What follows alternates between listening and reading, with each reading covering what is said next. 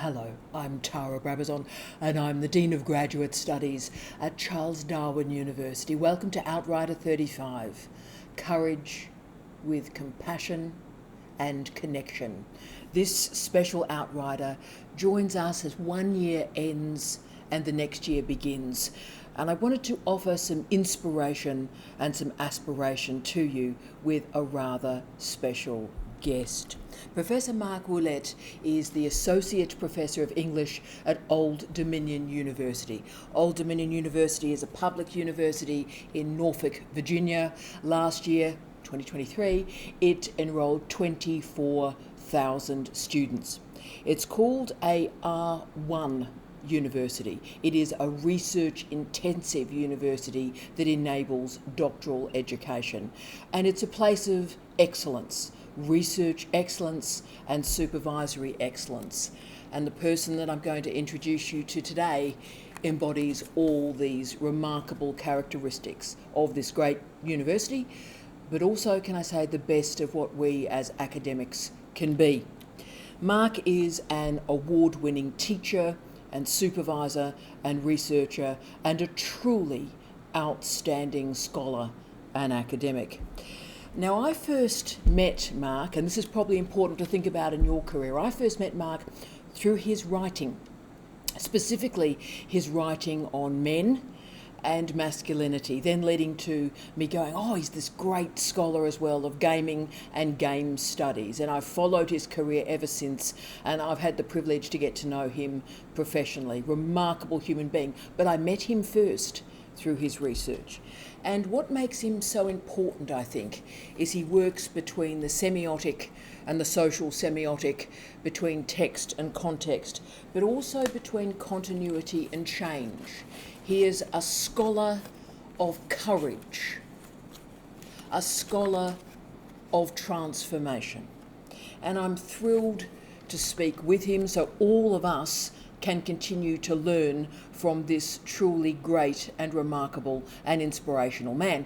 And as I promised you all when this Outrider series started, this is about internationalisation. This is about international education, and it gives me a lot of happiness. A lot of happiness that we are sitting in Darwin at the top end of the Northern Territory in Australia, and yet I can bring to you some of the most remarkable scholars in the world, and that is what a university is about.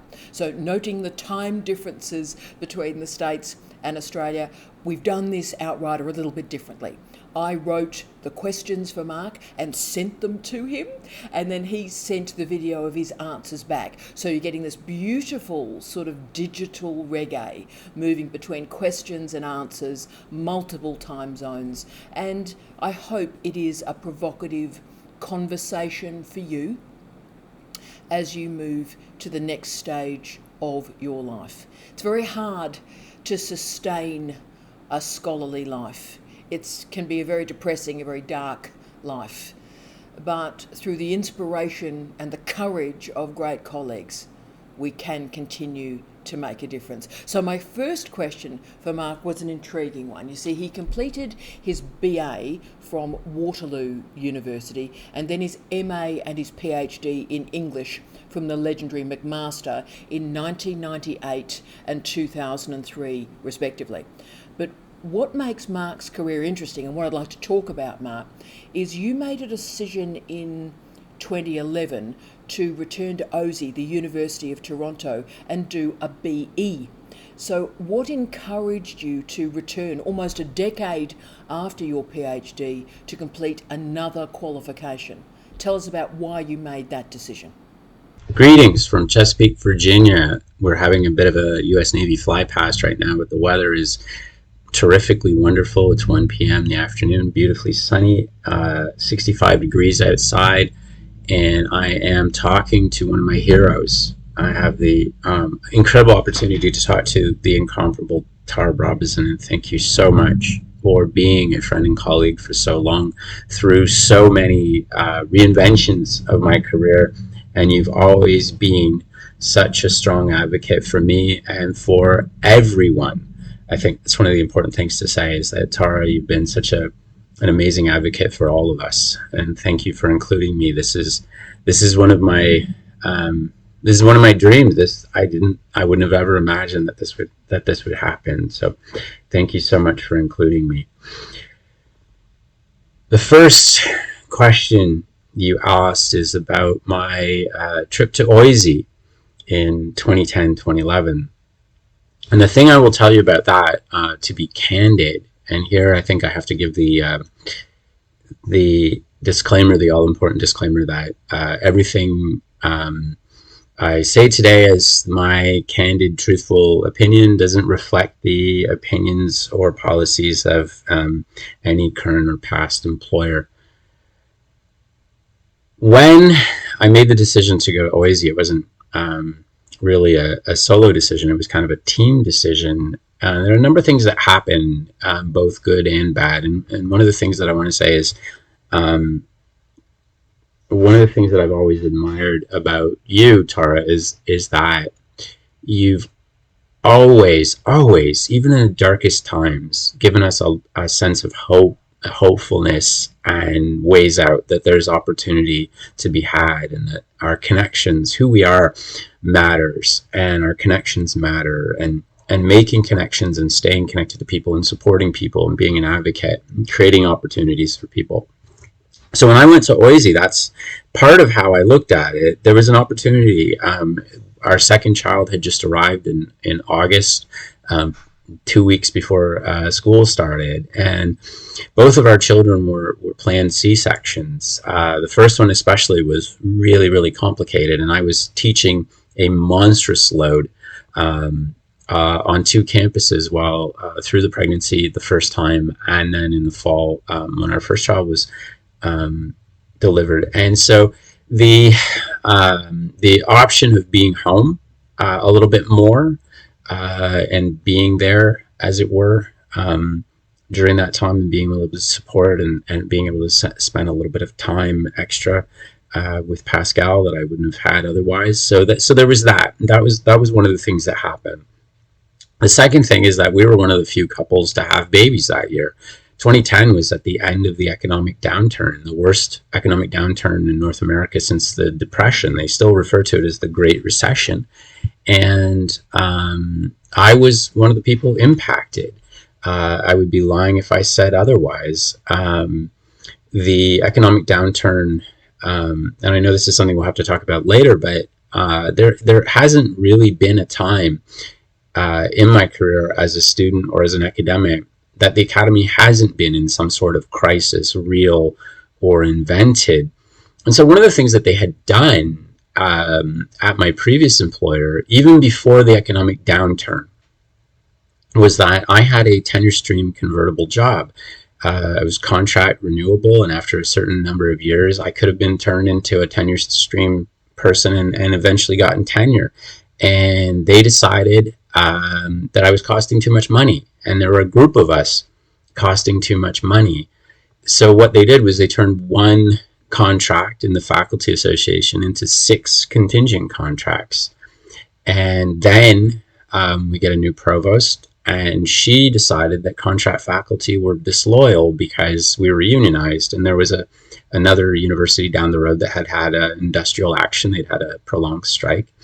And so in the minutes of the what was called the PAC-ISIS Committee, the Presidential Advisory Committee on the Impact of the Current Economic Situation, the provost at the time, who was adamant that contract faculty were disloyal, but it was also a way of saving money. So they actually went after several programs as well that had, it was an opportunity at the time, and I spoke of opportunity. The universities took it as an opportunity to cut programs and seek income increases in other places. One of the things that they did was go after women's studies, which is one of the places where I was teaching. So there was that. Then also the other thing was that there was the idea in academia that developed over a period of time, and it developed also in the K-12 sector, that occasional teaching, as they call it in the K-12 sector or supply teaching, or in the post-secondary sector, the idea of being contract or contingent faculty, that this was, quote unquote, a leg up, as a way of getting experience teaching, that this would be helpful, that there was a necessary novitiate to teaching. And this is a myth. I've presented on this. In fact, my former employer's own economist had shown that higher education needed professors rather than the other way around. And so in that 2010, prior to entering OISE, I was actually part of a provincial discussion table, collective bargaining for an entire sector. I was representing 27,000 university workers in the province of Ontario, and I was asked a question by the representative from the government of Ontario at the time: do you feel that contract faculty are in the way of talented grad students? And I had to say, no, absolutely positively not. Your faculty non-renewal policies are in the way of talented grad students. So one of the things that I realized in that particular time was that in higher ed, but also in the K-12 sector, we have something called age group stacking. Sociologists study this, the way certain age groups are overrepresented in a given profession. As a Canadian, we know this because of hockey. Canadians who play professional hockey, who are born in the first 3 months of the year, are overrepresented. But education is no different. It goes in waves of enrollment. And what happens then is there's a contingent wave in hiring policies. So this happened. So one of the things that I wanted to do was also safeguard. What can I do to improve myself? What's an opportunity that I can do? And education, teaching matters to me. There are 3 reasons I get up in the morning: my wife, my kids, and to teach. So what can I do to improve myself? What are the ways that I can safeguard against this? And in higher ed, one of the things that I learned was that the fastest growing sectors at the time were associate deans, and there's a wonderful Twitter feed that satirizes that. And the other one is postdocs, which is actually quite troubling, because postdocs can be replaced every 3 years. And that was actually part of the deal, was that they would have these contracts of 1 to 3 years, and then they'd be replaced. My brother had been through a similar cycle. He's in the film and animation business originally, but he had gone to school for 2 extra years, spent an extra 2 years of school to basically safeguard against being imminently replaceable, that he had a shelf life on his skills. So by adding to his skill set and adding to his knowledge base, and his ability to adapt, his ability to add new skills became really, really important. And that was one of the ways that he was able to last in the film business as a way of safeguarding against that sort of situation. So having seen that and having known that, I thought, well, having a teaching degree is going to be an asset. How can that be a bad thing? I can learn something. There's always something to learn.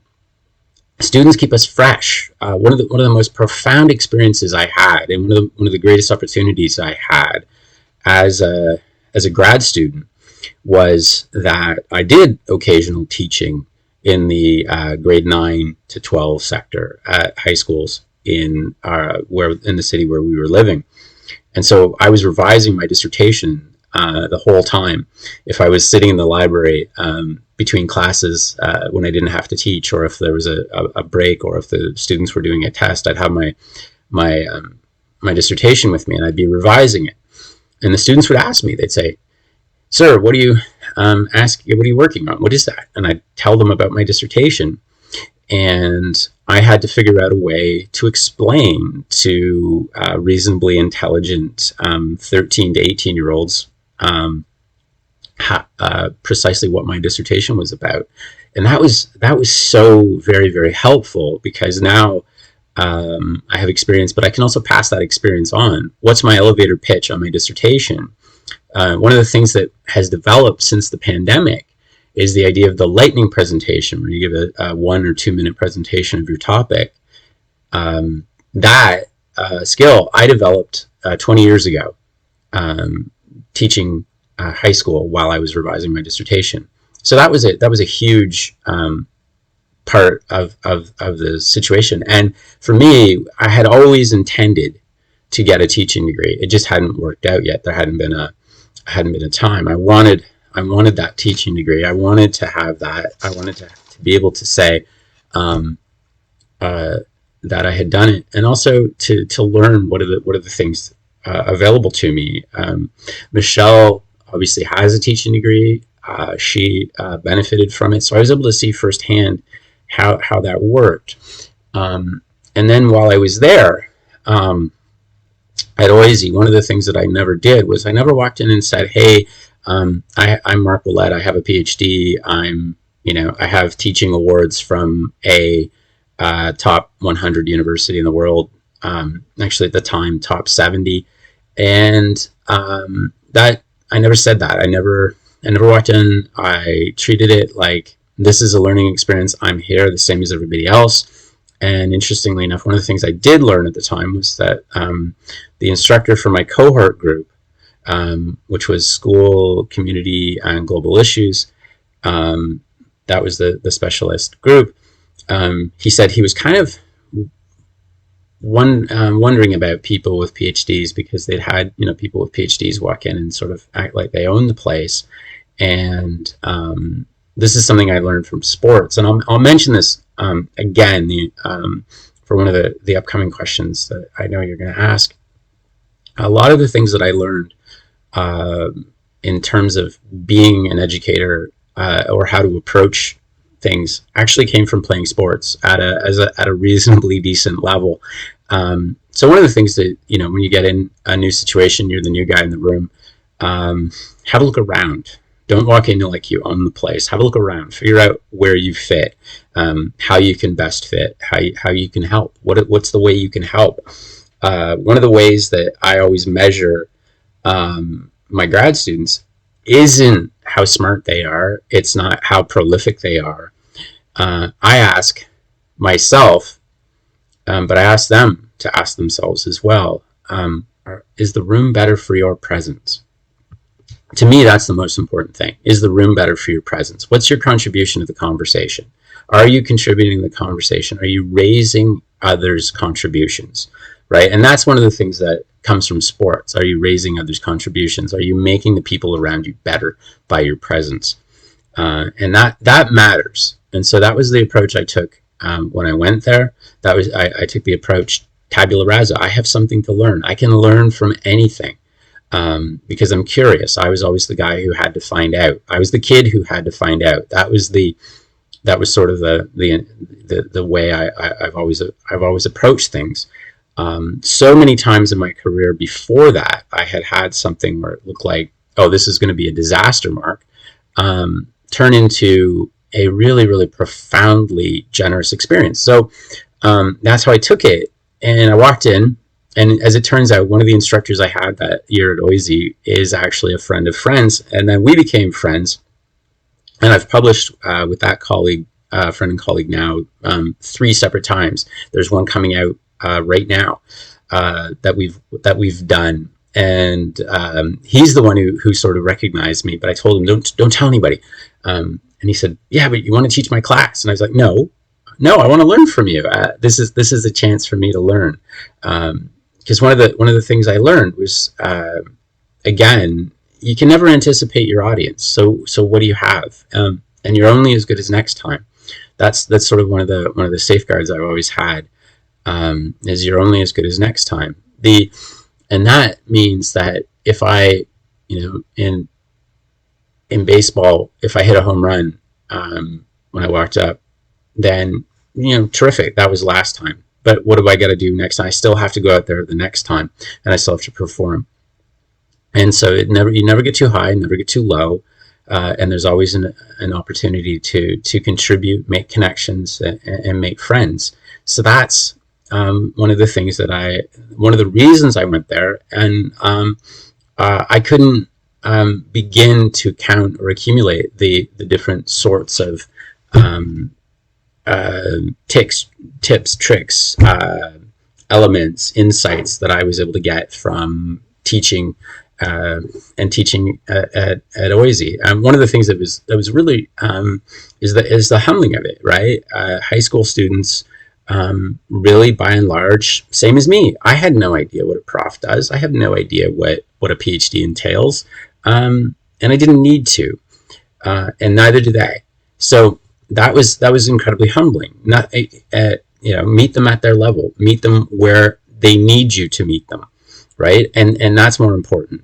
Being able to make those sorts of in-classroom adjustments, having the flexibility of multiple approaches, knowing when to chuck your lesson plan altogether, and what an actual teachable moment is.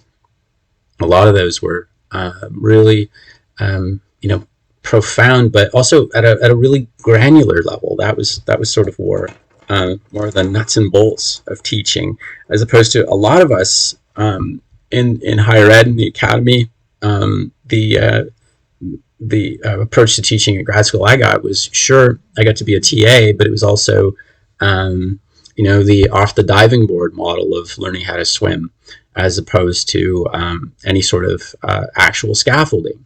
And I think one of the things that sticks with me to this day, and I'll stop now after this, is you hear a lot of people talk about scaffolding.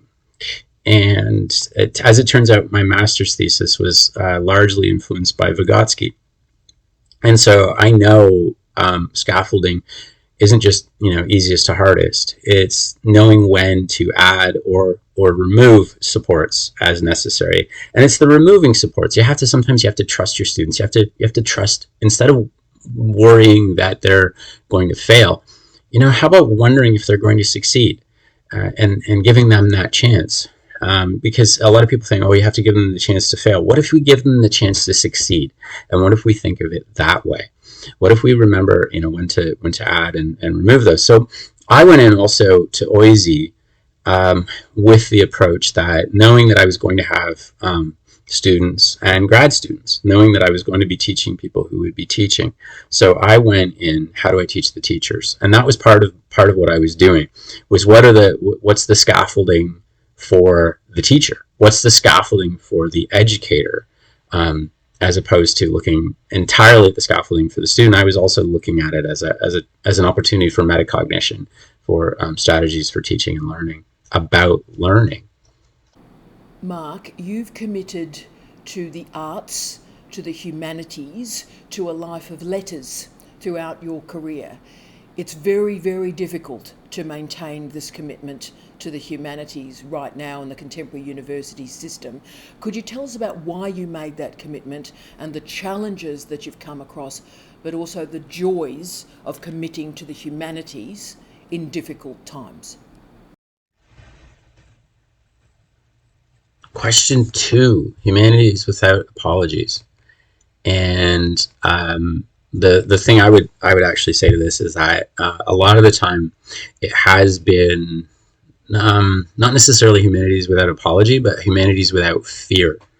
One of the things that I've had to do in my career in humanities was walk in with an element of fearlessness, sort of as a necessity, because of what I teach, because of when I was teaching, where I was teaching, and those sorts of things. It was unapologetic is one of the things that I think it's kind of important. But I would also say that you have to have a certain amount of fearlessness.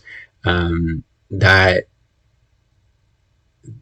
one of the things that I can tell you is that one of the places where I've taught, one of the offices I had, no sooner had my tiny 2.5 by 3 inch safe space sticker gone up. This is a safe space for to LGBTQ plus people. Then within a week, one of the offices in the same hallway had a giant 12 by 18 heterodox academy poster, and they say this is where a multiplicity of opinions are respected, which is code for I get to be intolerant because it's my freedom of thought. And that was code, and that went up within a week of me putting my tiny safe space sticker up. And I knew, one of the things that's happened to me, and I have it here on my desk next to me is a cute little sleeping bag with a cute little fetus doll. And this is the fetus doll that apparently, according to the hateful note that I got shoved under my office door with this, that I was encouraging the harm of these babies. And I've kept that because what's really interesting is that one of the things I've learned in being Humanities Without Apologies, or Humanities Without Fear, is being a man teaching gender studies is a really interesting opportunity, and presents itself with a bunch of challenges, right? Because in doing the work I do, and I know this is a later question, but in doing the work I do in gender masculinity studies, that comes with its own set of suspicions. And rightly so, and I would say I welcome that. It's made me a better scholar. But one of the things it's also come with is the knowledge that safety is one of the parts of masculinity that I think we as men and white hetero cis men presenting people in general can take for granted is safety. When I was at one institution, the women's studies.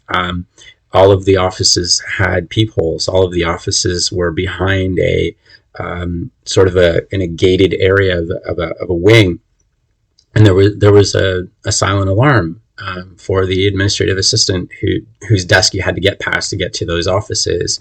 Whereas I was cross-listed, but my office was not in that section, and I had to make a point of that. I had to say, look, the whole time I was there, the worst thing that ever happened to me was somebody shoved a thing under my door. They sent me hateful letters and emails and stuff like that, posted things on an internet. That was nothing. So I realized very quickly and early on in the time of my teaching was that being able to present as a particular kind of masculine figure afforded me ways that I could deploy my gender, very specifically deploy my gender in teaching, and be a confusing figure, be unapologetic.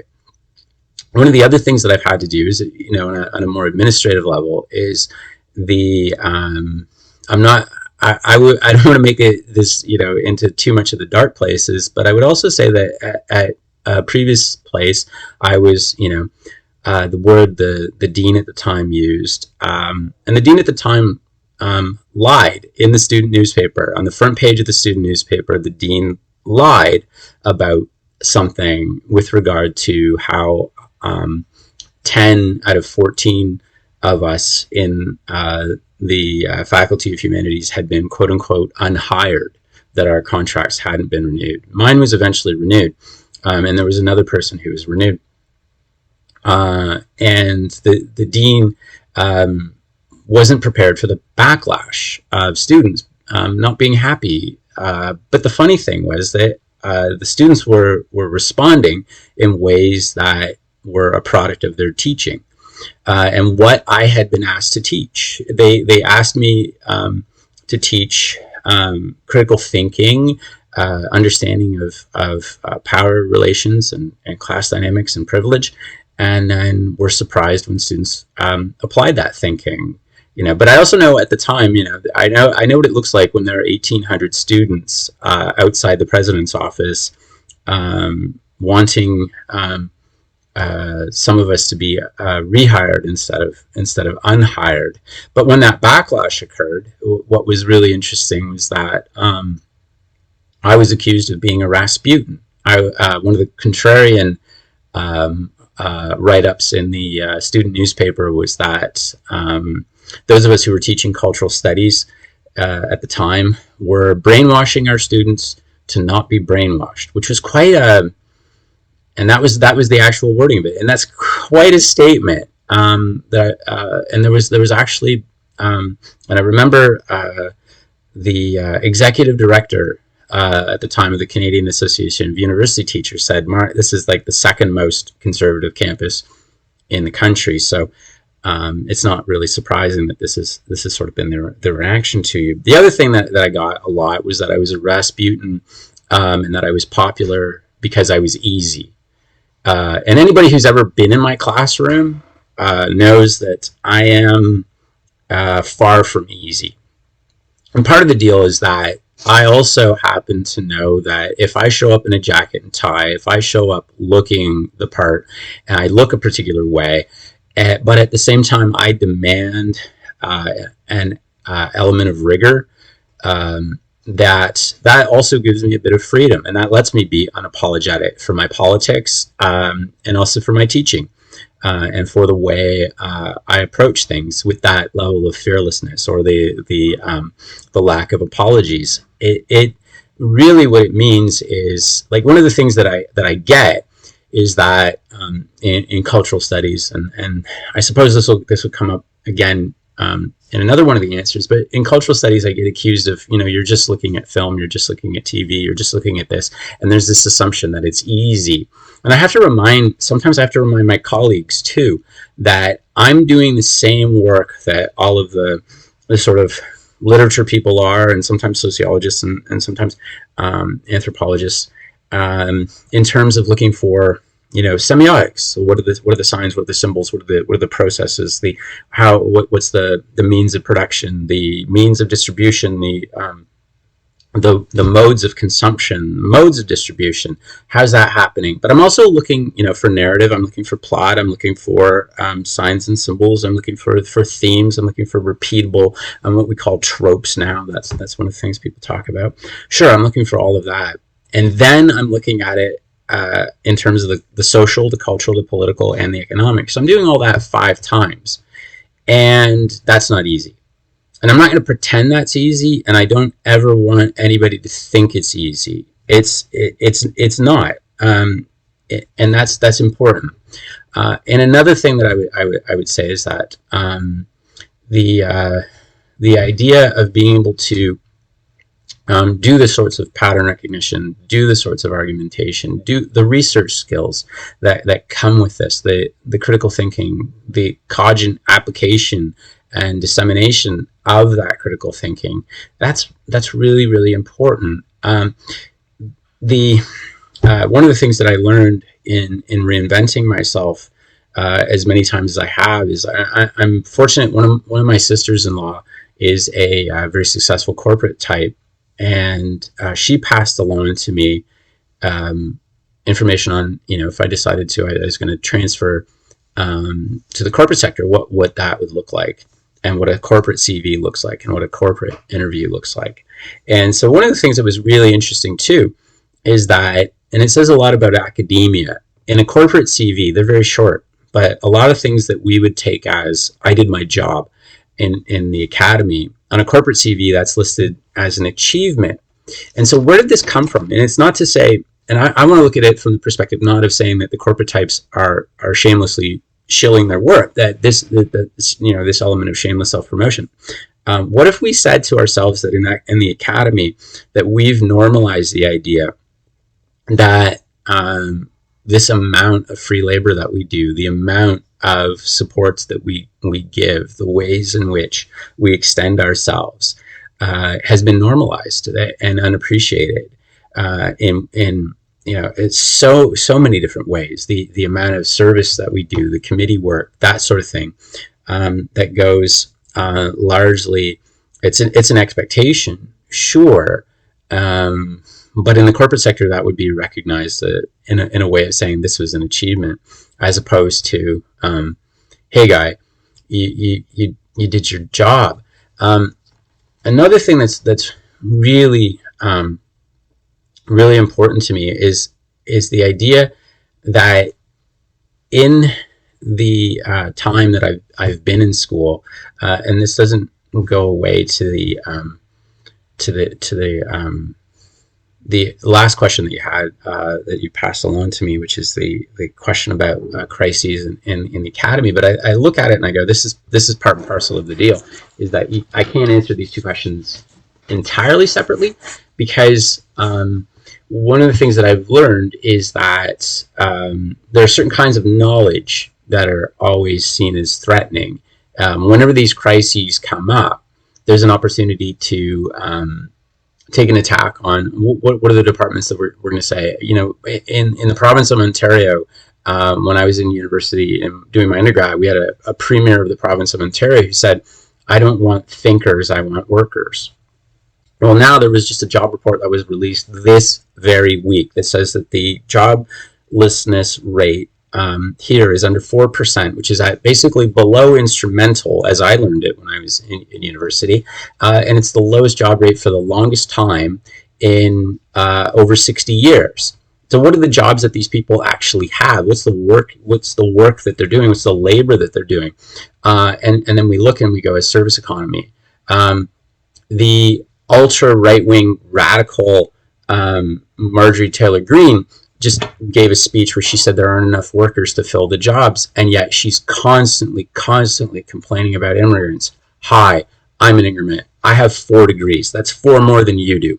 And I am unapologetic about it, because part of having those 4 degrees is that I understand that certain kinds of dominance are dangerous, that there's certain kinds of discourses that are dangerous. There are things that people like Marjorie Taylor Greene don't want me thinking about and passing along and having people thinking about. It's not so much that they don't want thinkers, they don't want thought.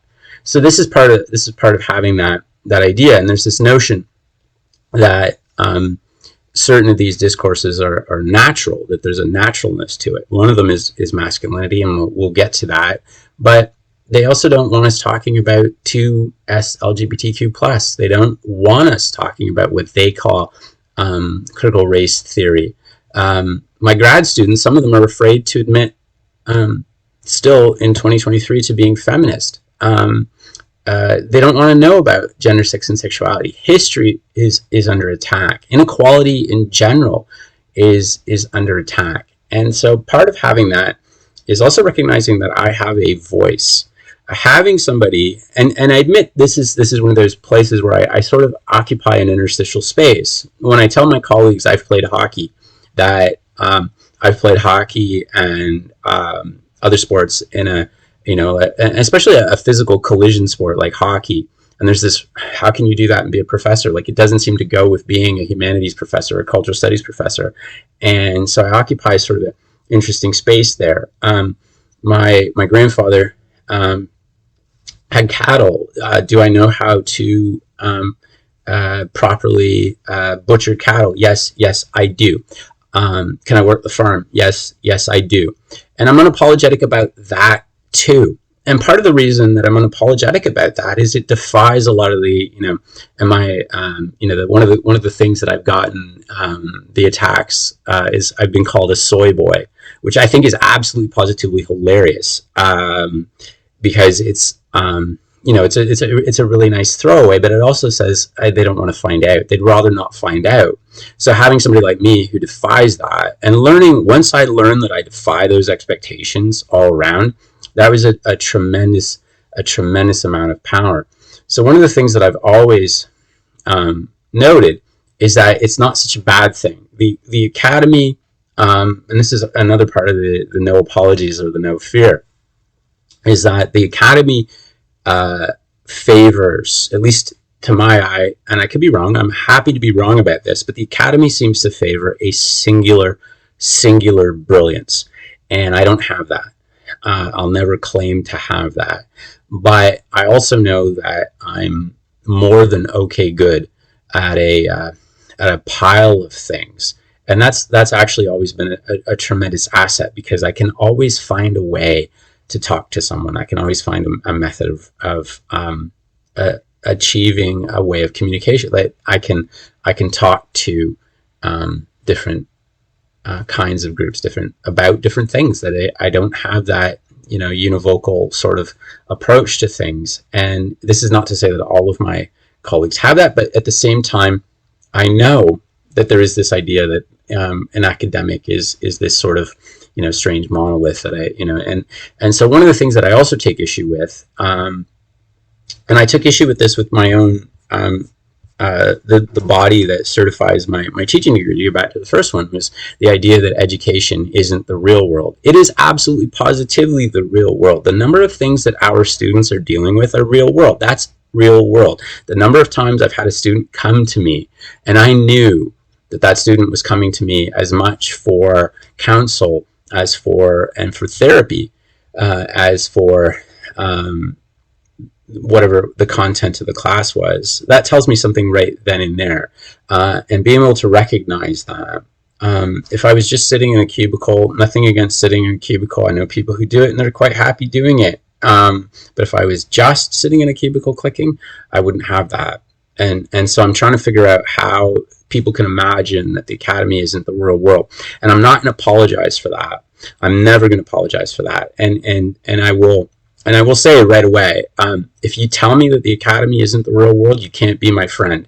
And I'm going to be unapologetic about that. And I'm going to have a certain amount of fearlessness about that. And that probably also goes up to where I was raised, how I was raised, who I am. I was that kid who had to find out. And my mom always said I was too slow and too stubborn to run. I've never seen a bully I wouldn't stand up to. And I've never walked away when I saw a bully. And we're surrounded by bullies, whether it's the bully in the schoolyard or the bully who wears a suit and calls himself the governor of Virginia or the governor of Florida. Those are bullies. And I've never seen one I wouldn't stand up to.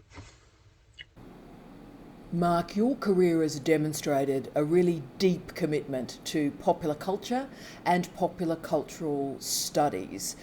And indeed, the first time I met you, I think I read an article in 2010 where you explored Grand Theft Auto and its counter-hegemonic forces. A remarkable article, and I note last year you also published again on Grand Theft Auto, exploring its role as creating speculative fiction. This is brilliant, this is interesting, and game studies is so crucial, I think, to not only the creative industries, but also to popular cultural studies. But could you tell us a little bit about how it feels for you as a scholar working within popular culture at a time where, for example, in the UK, media and cultural studies degrees are described as Mickey Mouse courses. So could you tell us a little bit about how you have engaged with the complexity around taking popular culture seriously and carefully and rigorously? Question 3, the pop culture question. This one will probably be more fun. I hope this one's more fun. These were a lot of fun. I want you to know I had a lot of fun, but and I appreciate you letting me be candid. I've tried to be honest, and I also want to show that there's like a particular one of the things, and this is a complete aside, but one of the things I learned a long time ago is that there's only one sin, and the only sin is despair. The only sin is despair, and I've never been one to despair. Like there's always something. I can always figure that out. And I joke with people that my brother is a fixer. And the fixer is the one who's always successful and everything, and everybody wants a fixer. And I've always been the resourceful scavenger, scrounger type. And in the movies, the resourceful scavenger, scrounger type is the one who makes it just almost to the end of the movie. And then the fixer comes away and walks away, and he rides off to the sunset and thinks about, hey, I couldn't have gotten here without that scrounger guy. I wonder whatever happened to him. And that's me. So I've always sort of felt that way, and I've made my peace with it. A lot of the things you asked, I had to really make my peace with it. So one of the things that I made my peace with it is the notion of pop culture and what do I do with this. So this is a fabulous question for me. You asked about, and you mentioned the GTA article, and I've written obviously on GTA a few times, which is kind of fun. One of the things that I can say about that is that the GTA is almost emblematic of my entire career, where I sort of in coming to cultural studies, and I have to give credit. My very first mentor in cultural studies, I was taking a class. Michelle and I had a chance to take summer classes, just basically for our own learning and enjoyment, but also learning. That was really important. And so at the time, I was taking a class in American pop music before the 20th century, in non-Chaucerian medieval literature, and I was also taking a course in modern American lit at the time. And I gave a presentation in the modern American lit class because I had this sitting waiting for Michelle because she was in one of her psychology classes. I was sitting there and I'm waiting, I'm trying to piece all these things together, and I've got all my notes going, and I had this sort of moment where everything came together, where I saw aha, that sort of aha moment, or the, what we refer to as the epiphanic moment. And it was sort of really quite something. So what I did was I put all of the three together, and everything I had learned in the three courses together, my three courses, and the key element was balladry, and the importance of balladry in certain kinds of American lit and American pop music, and even in modern American lit, but also the non-Chaucerian element. And I was able to run a trace of, okay, how does this work? And I gave a presentation in my modern American lit class, and the professor, after class, buttonholed me in the hallway, and he's like, "You're doing cultural studies," and I leaned back and I went, I'm sorry, I didn't mean to. And he was like, no, this is fabulous, come with me, you're doing great things. How did you come up with this? Where did you get this? And for me, it was, I saw a pattern, and I saw things that happen. And then when I get to the idea of games and how did I see the games happening, one of the things that I mentioned earlier, that my brother worked in the film business prior to switching over to the software side of things. And the interesting thing about that was that I went to visit my brother and his friends, and he was working on one of his projects in his animation class, and they were rendering, and it used to take an entire weekend to render a few minutes of 3D animation, but they were playing the very first Tomb Raider game. And what was interesting about it was that the first Tomb Raider game was significant, and a lot of people made a big deal about it because it had Lara Croft, a woman, as the lead.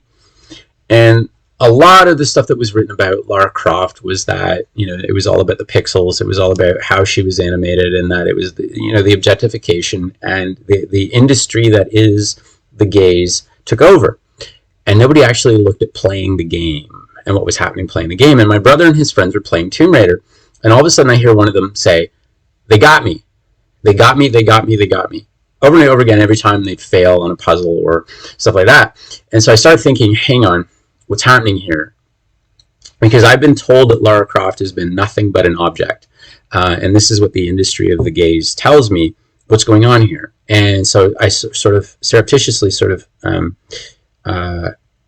came up with started theorizing, hang on, maybe there's a cross-gender identification happening. Maybe there's something about video games and the way that people play video games that's slightly different. And so one of the things that happened was that that was serendipity that I got that. So I proposed it, and I had to do a lot of work. I mean, in the end, one of the challenges at the time was my doctoral supervisor didn't have a television. One of the original committee members I had, who now is one of the co-authors of the best-selling pop culture textbook in Canada, at the time, she was convinced that I couldn't write about video games because I had played them and I had enjoyed them, and that made me suspect that I was too deeply attached to it, that I had to have a popular, critical, skeptical gaze at video games, and so that was tough. And so one of the things that happened was, you asked, how did I do that? How do I carve out these spaces? Well, one of the things that I got a lot, like I'm not going to lie, I took no end of grief from faculty, and especially from the other grad students at the time, when I was in grad school. From the rather stodgy, it's just not done, Mark, to one of the other grad students who said, "It's not literature, Mark," and I would get, do you know anything about? Is there any author you could even talk about, Mark? And I'd say, yeah, as a matter of fact. And so one of the things I did is I made sure I'm published on Ford Madox Ford, and I'm published on Henry James, and one of these days I'm going to be published on Wallace Stevens too, so that I can say, yeah, I've kind of covered modern literature and I kind of covered the big guys. But part of the deal was that it made me more. I mentioned rigor before, and the rigor is there. I mean, if you go into that particular GTA article, you'll notice right away that I don't mess around. And I wade into the debate between Linda Hutchin and Fred Jameson on postmodernism, and just precisely the difference between parody and pastiche in postmodernism, and sort of what that means. And so one of the things that I can also say is that the part of the flip side of this is that when I do that, I get people who've played GTA, other people who've played GTA, or video games or television or film, and they'll say, "Oh, you're reading into it, or you're imposing a reading on it." And one of the things that I will tell you is that the argument, that argument, I have a fun time with that one. I always think of that one as an opportunity, because the objection there is to reading itself, the idea of reading itself, and that comes from either side. Whether I'm not giving the video games are horrible, violent, sexist thing critique, but I am giving it a reading that Grand Theft Auto is telling me things about our culture, the culture that produced it, but it's also telling me things about the genre. And this is where I wish I had had more McLuhan in grad school, but I was glad I had Northrop Frye in grad school. And between the two, there's the recognition that form matters, that the form shapes the content. We've been trained as consumers to look at content and ignore form, and even how did it get there? How did this happen? Like, probably one of the most important things is that those critiques, just telling me video games are bad, that's still not going to tell me how things came to be or where things fit. It's just going to tell me that it is. And I'm not really a fan of that. I'd rather know, okay, how things came to be. So the way this works is, I would say there's a particular relentlessness on my part, and obviously the rigor that as being a cultural studies scholar, there's also that recognition that the medium is shaping the content, and also the medium isn't just shaping the content, but it's shaping people's reactions to it. So when I'm doing these things, I freely admit there's a lot of what I would call bad cultural studies out there, where people do this one reading where they, hegemony is this, and because of hegemony, there's a hegemonic enterprise, and that it's, oppressing consumers. And I've even read ones where it says, really, really tells me, pop culture causes consumers to mimic what they see on screen. Hall 1984, and that's like one that I've read as an assessor. And I look at that and I go, no, that's not what it says. And let's also remember that Hall is the same guy who gave us 3 kinds of readings. And the majority of our readings are going to be in that negotiated area. There's going to be the oppositional, and sure, there's going to be the preferred or hegemonic reading. But most of our readings are going to be that negotiated reading. And we have to allow for consumers to have their own reading. We have to allow for idiosyncratic readings. We have to allow for different uses. We have to allow for that. And we have to keep those in mind, because that's where the opportunities exist. That's where the inflection points are. That's where the interstitial spaces are.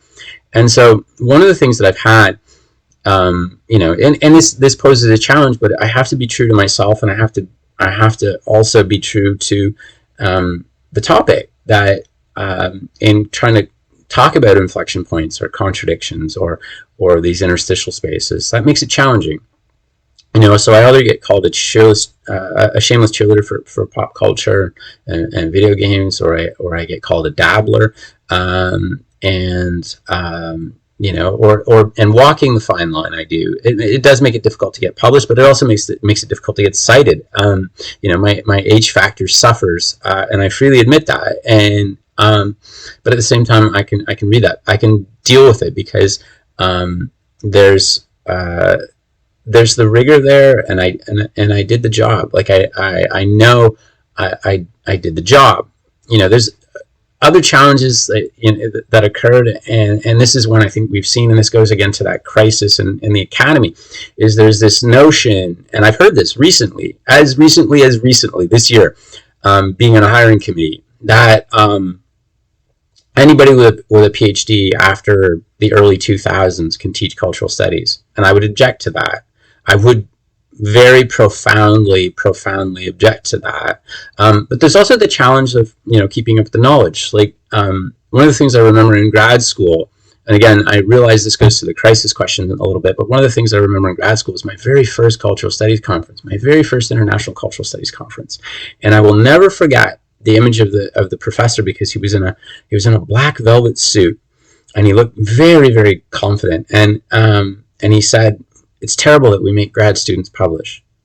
And I was like, yes, absolutely, 100%.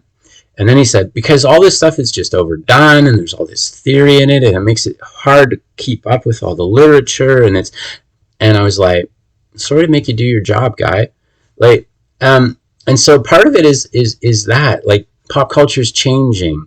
And so one of the challenges of pop culture, and one of the things I'll tell my students is, I can't see the wind, but I can see a tree bend. So sometimes tracing pop culture is like that. Sometimes researching pop culture, a lot of times I'll tell my students, I'm not necessarily teaching you what you don't know, but I probably will. But I am going to spend a lot of time teaching you what you don't know about what you think you know and what you think you already know. And I'm going to spend a lot of time doing that. One of the fun things is keeping track of how many times I have a student or friend or child tell me that I've ruined television or film or something for them because of teaching them about pop culture. But that's part and parcel of the job. The other thing that I would say is that one of the challenges of pop culture is the recognition that not all cultural studies is pop culture. I always look at that as sort of the dogs and poodles thing. Sure, all poodles are dogs, but not all dogs are poodles. Not all cultural studies is pop culture. But also the recognition that cultural studies is also necessarily theoretical, that I spend a lot of time doing theorizing.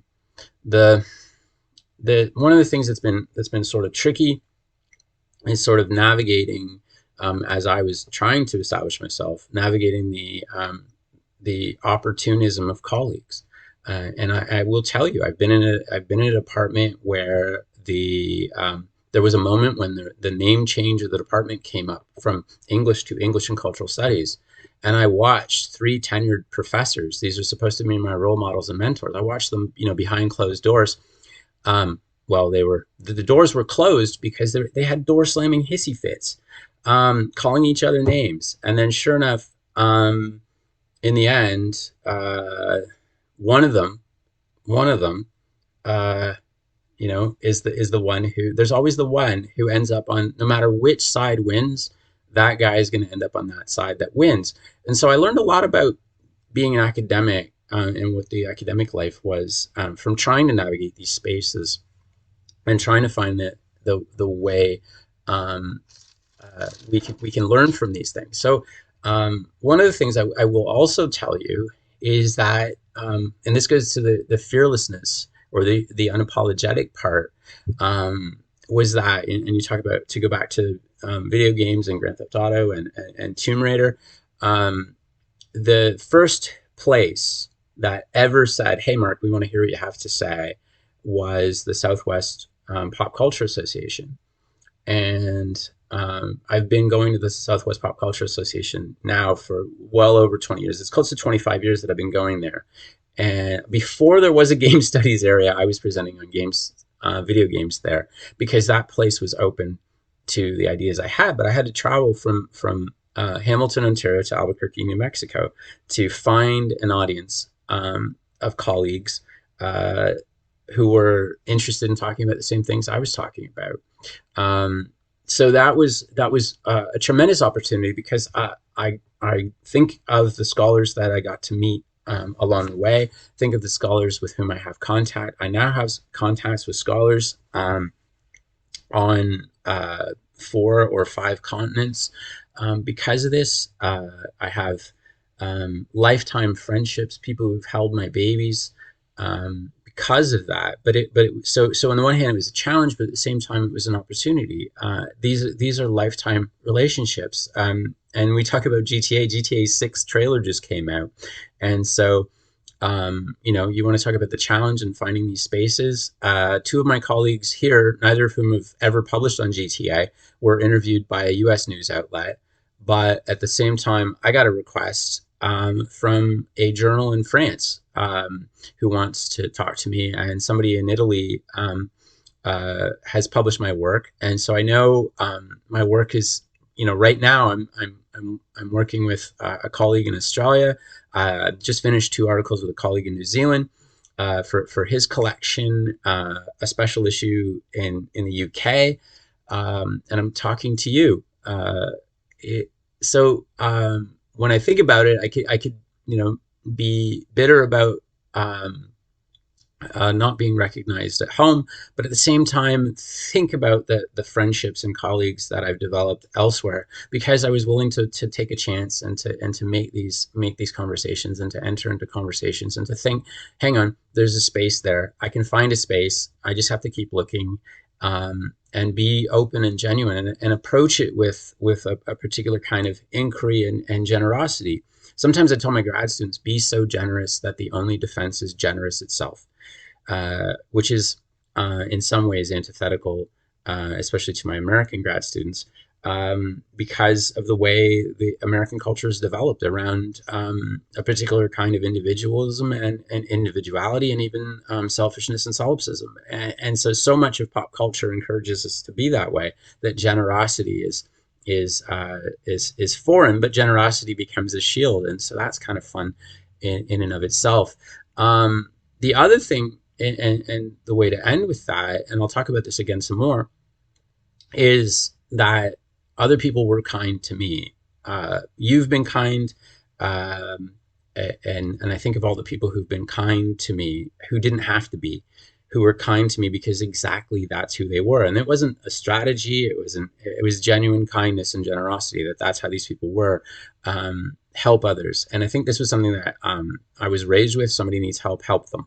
I mentioned, earlier, there's certain things I can't walk away from. And one of the things that I will do is I will help people. People made spaces for me. I will make spaces for others. There are a lot of people who say, oh, it'll be different when I'm in charge. Well, I've tried really, really hard to make sure that, like, when opportunities were created for me, I'm making those spaces and opportunities for others. And that's part and parcel of the process. And that's a big part of what I believe in and what I'm trying to do in my own practice. And I want to be absolutely positively certain that I've done that this is part and parcel of who I am, that I have to do this, that I'm creating those spaces and opportunities where others can have a voice and find their voice, I think, and feel safe to have that voice. Now, Marc, this is the question I've always wanted to ask you, and now I get the opportunity. I first met you through your writing as a scholar of men and masculinity. You are, as far as I'm concerned, one of the truly great scholars of masculinity on planet Earth at the moment. But it is a tough time to be investigating masculinity. There's a lot going on and in and through men's studies, masculinity studies, exploring the nature of masculinity seriously. It's a tough time to be having these conversations. So could you tell us a little bit about your perspective on the study of men and masculinity and why we're moving through such a challenging time for men and masculinity right now?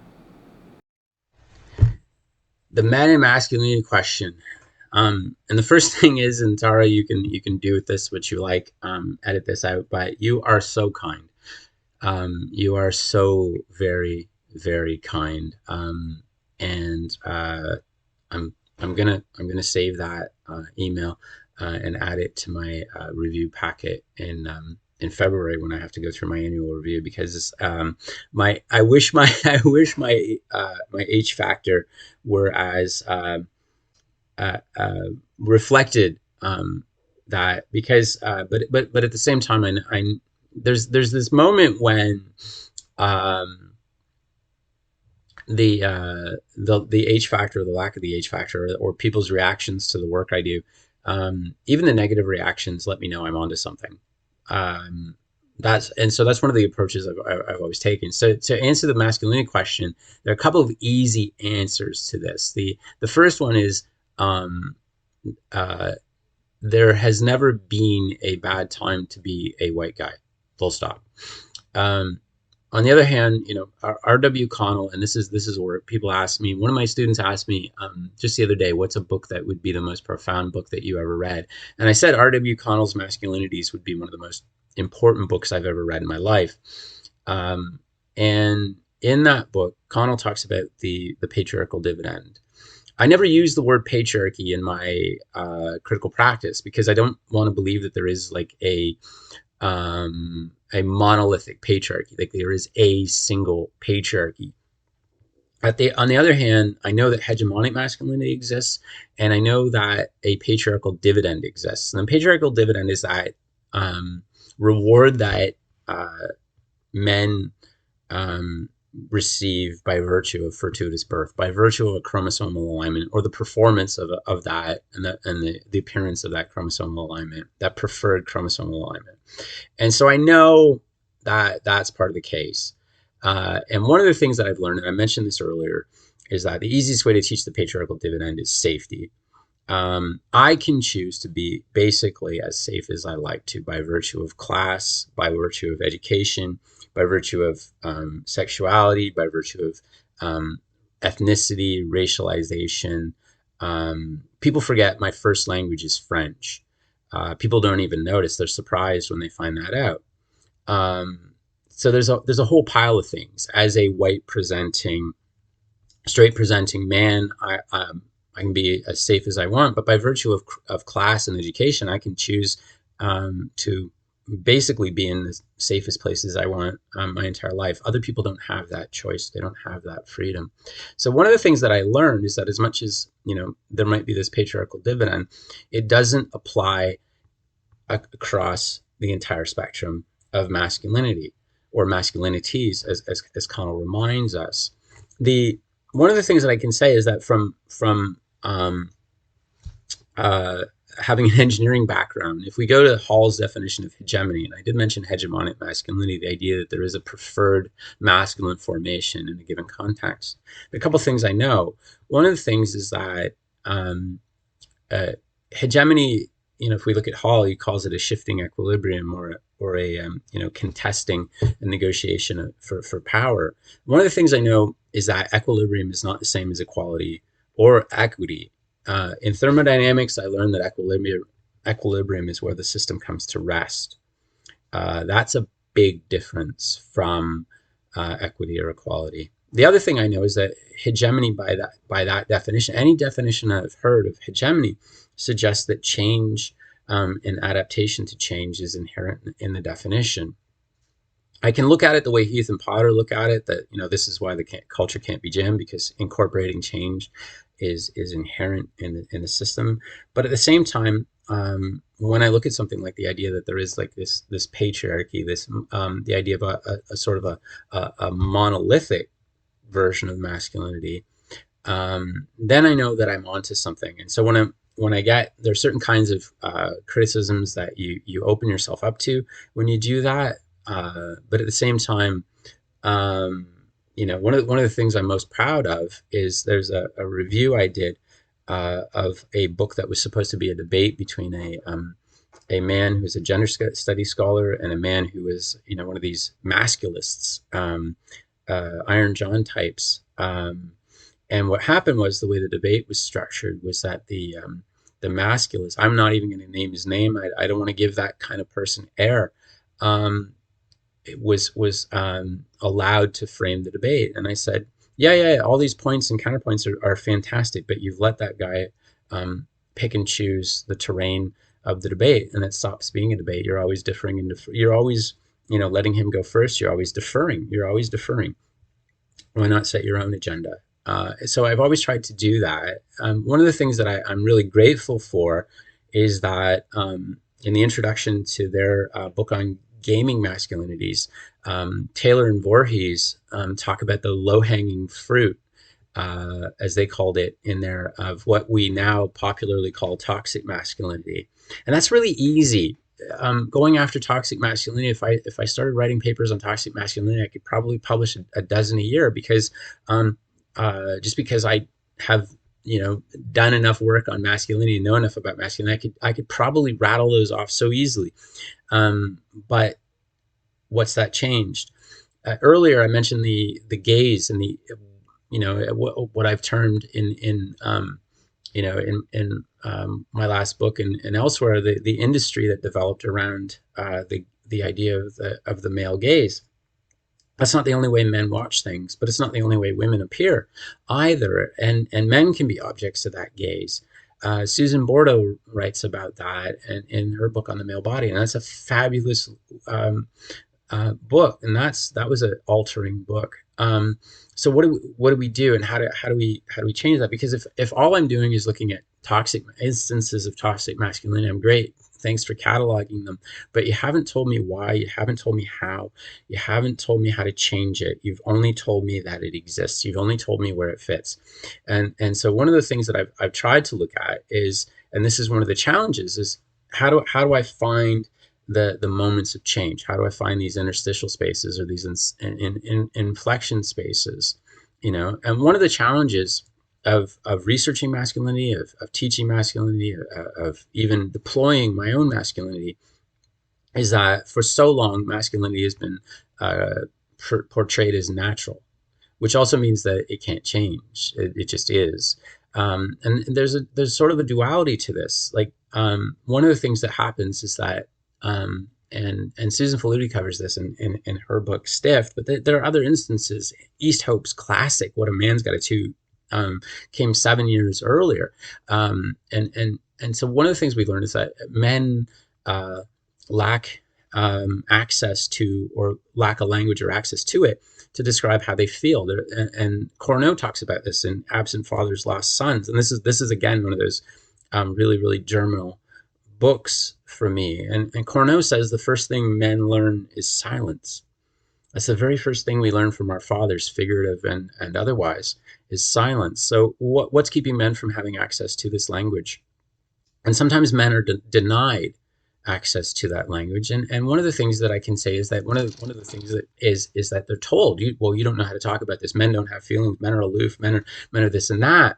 This is where Judy Chu's work in Boys Becoming Boys, it was also so instructive, because it was something I'd been, thinking, but this was just a wonderful book about that boys and men don't necessarily lack an inbuilt empathy, that it's socialized out of them, and sometimes it's socialized out of them by women.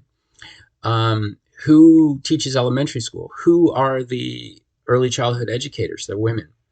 But then what I would argue is, let's ask ourselves why that is. Why is it when I walk around a university, it's still over 60% of the people floating around a university with PhDs are men, but early childhood education, elementary education, are mostly women?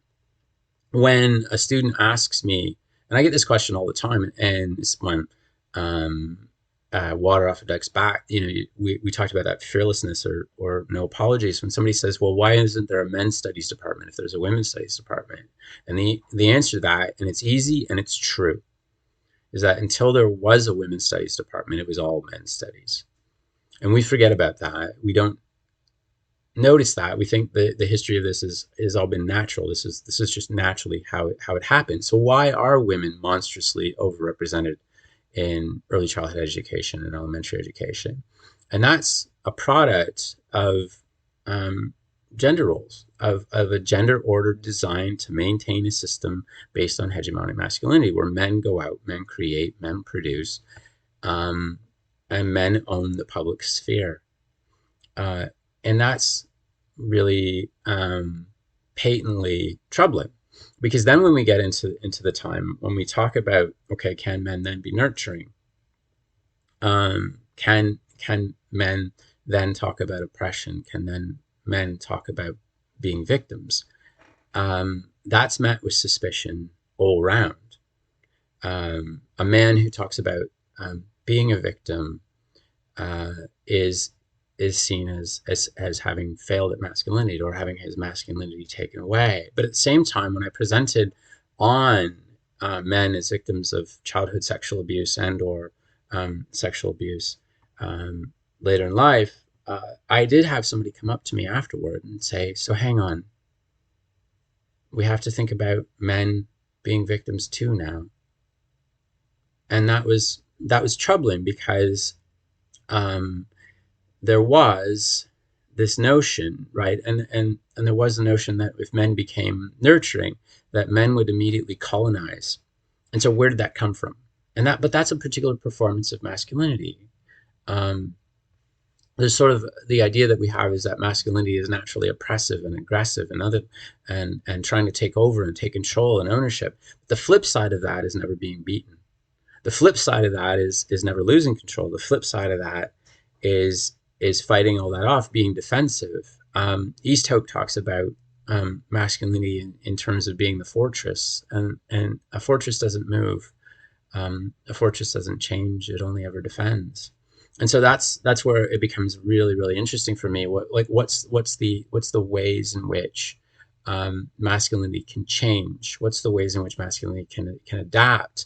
And there's something really different. You mentioned video games in particular, and other pop culture that I've studied, but there's something in particular about the medium, right, that changes how we perceive it. So I talk about this in the beginning of my book, and about how there's this ready application of this wannabe application of sexual theory to video games. And yet we know sexual theory has been supplanted for over 40 years by understanding gender as performed, as understanding gender, sex, and sexuality as separate categories, right? Except in games. Somehow games are impermeable. I mentioned the example of Tomb Raider and the idea of a cross-gender identification occurring in games.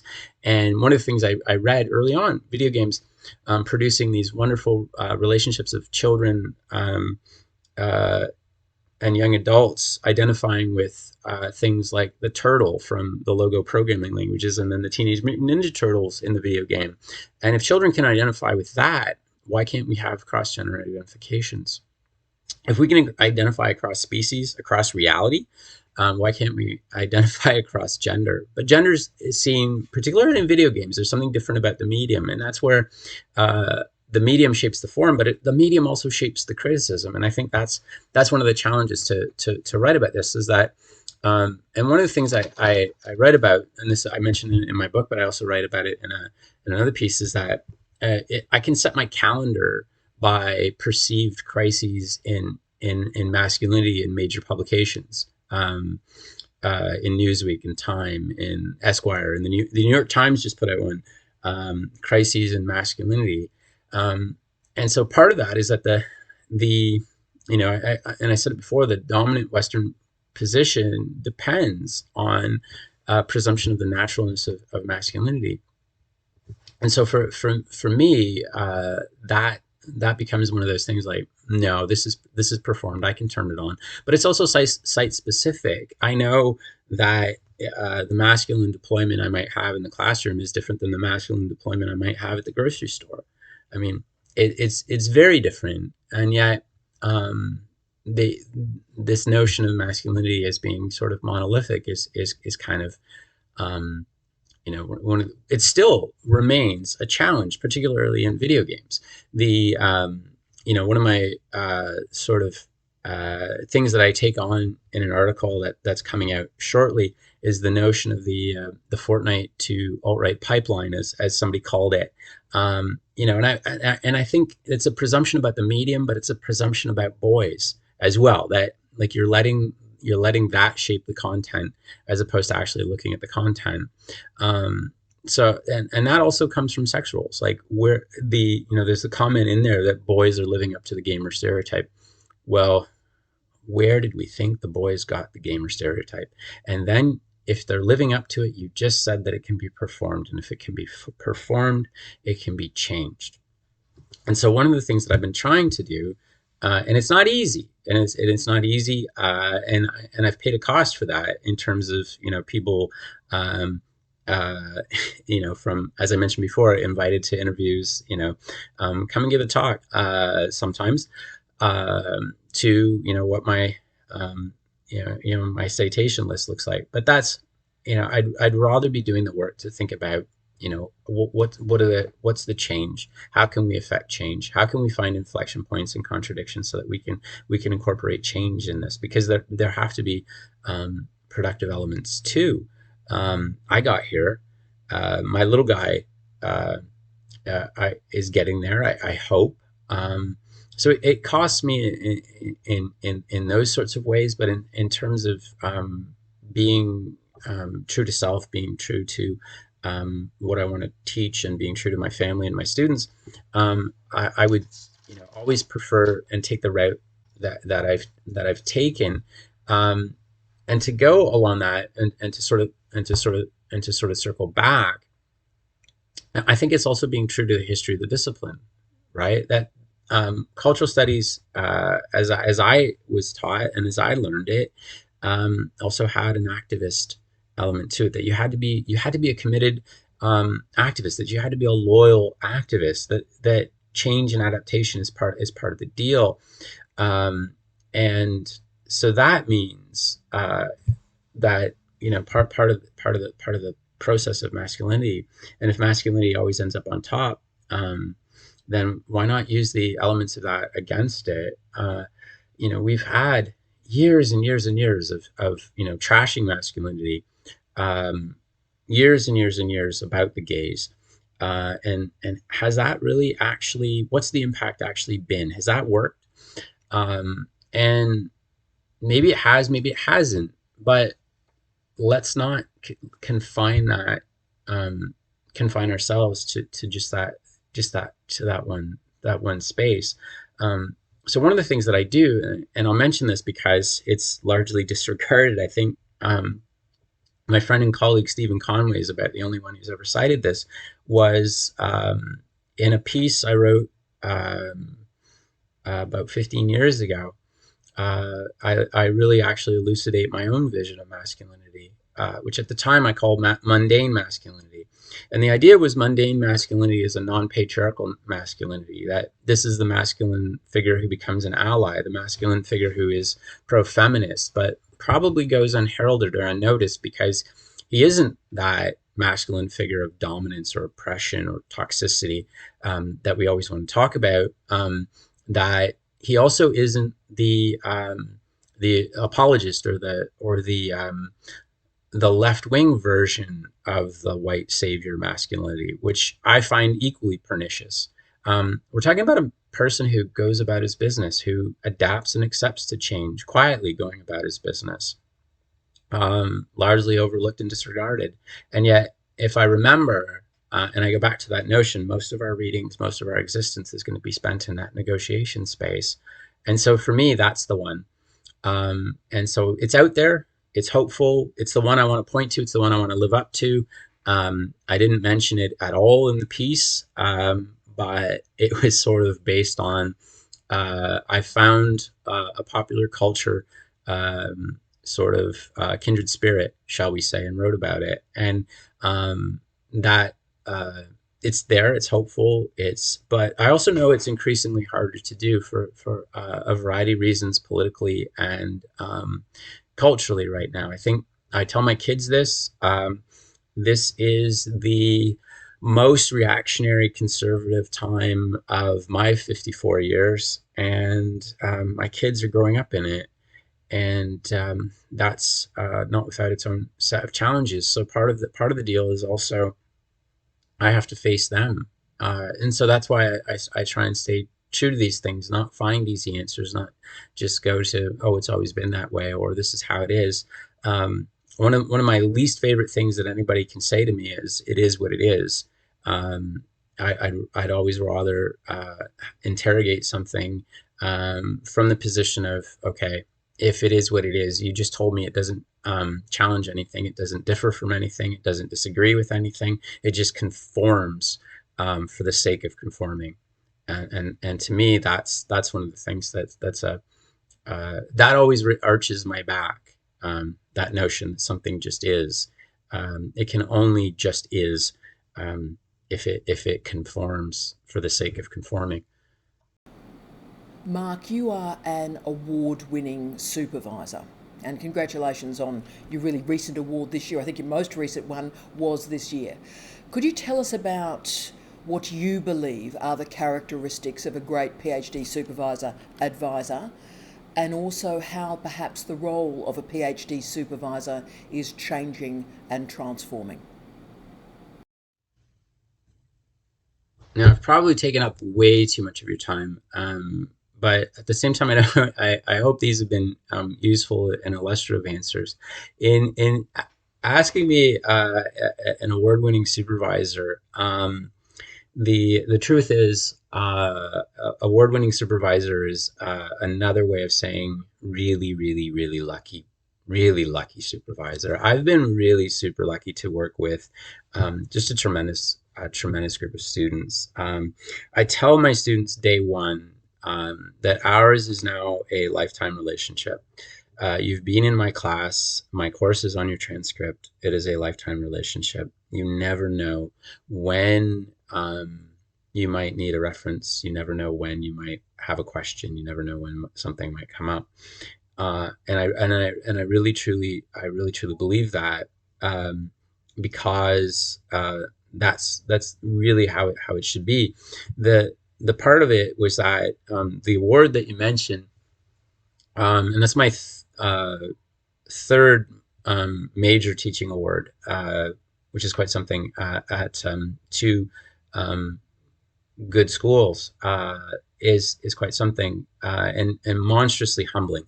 The the qualification, you need two letters. I got 17. I got 17 letters from students and colleagues supporting me in ways that I hadn't even imagined. Um, Really incredibly humbling. Um, and one of the things that I can tell you is that I said it earlier. I believe firmly that I'm only as good as the next time. Like, yeah, that was what I got last year, but so now I have to go out and do it again. There's also sort of the flip side of it, that every compliment in academia is also a challenge. But I've always looked at it, people shy away from challenges, and I've never shied away from a challenge. A challenge is an opportunity. A challenge is something to embrace. This is a chance to show what you've got. So what was really something was that every single one of those letters had something unique and different that apparently I had done. But part of that goes to the reality that I'm meeting them. I'm meeting my students where they need me to be, and I think that's the biggest thing, is that I need to be what my students need me to be. I remember every single time someone was incredibly generous to me when I was in grad school and throughout my career. I remember every time somebody wasn't.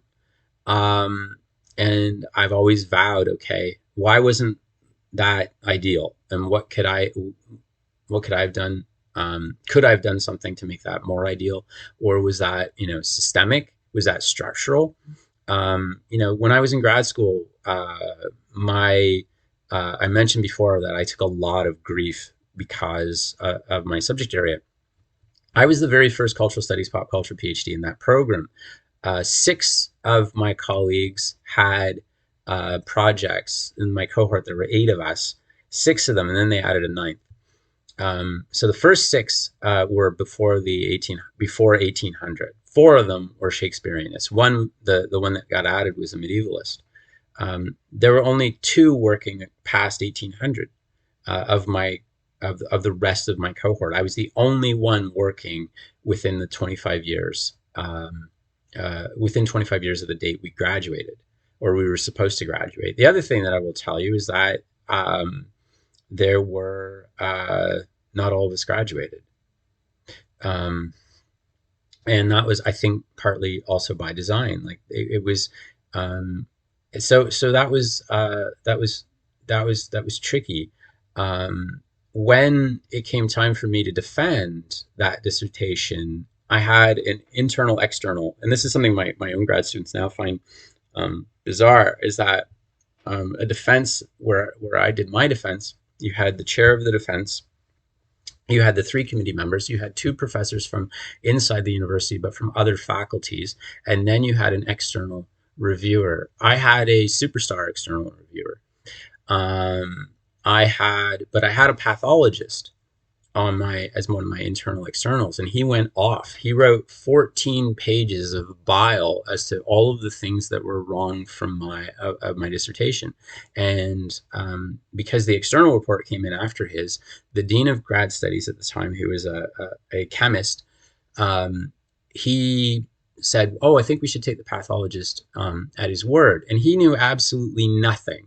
And I'll say this quite frankly: he knew nothing about masculinity. He knew nothing about popular culture. And to give you a sense, he said that I should look at masculinity in the absence of feminism, true masculinity. And then he listed off the films of Peckinpah and Kubrick, um, without irony, without realizing that these are monstrously homoerotic masterpieces.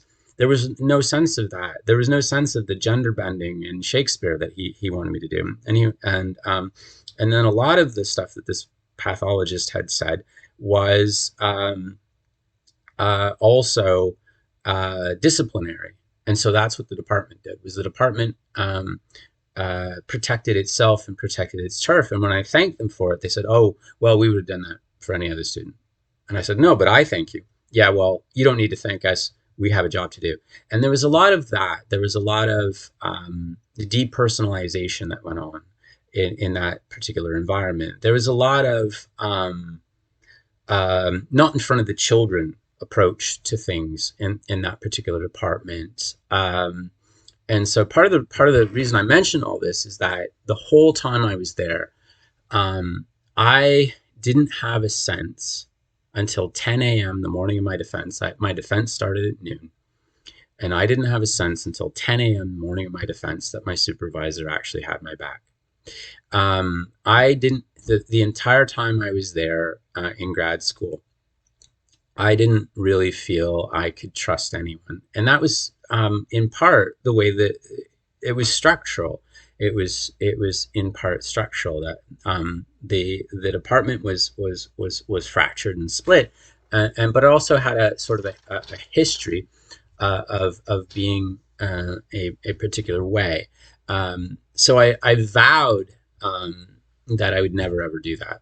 That I would absolutely positively not do that. But I would reproduce every moment of kindness, helpfulness, and support that I experienced.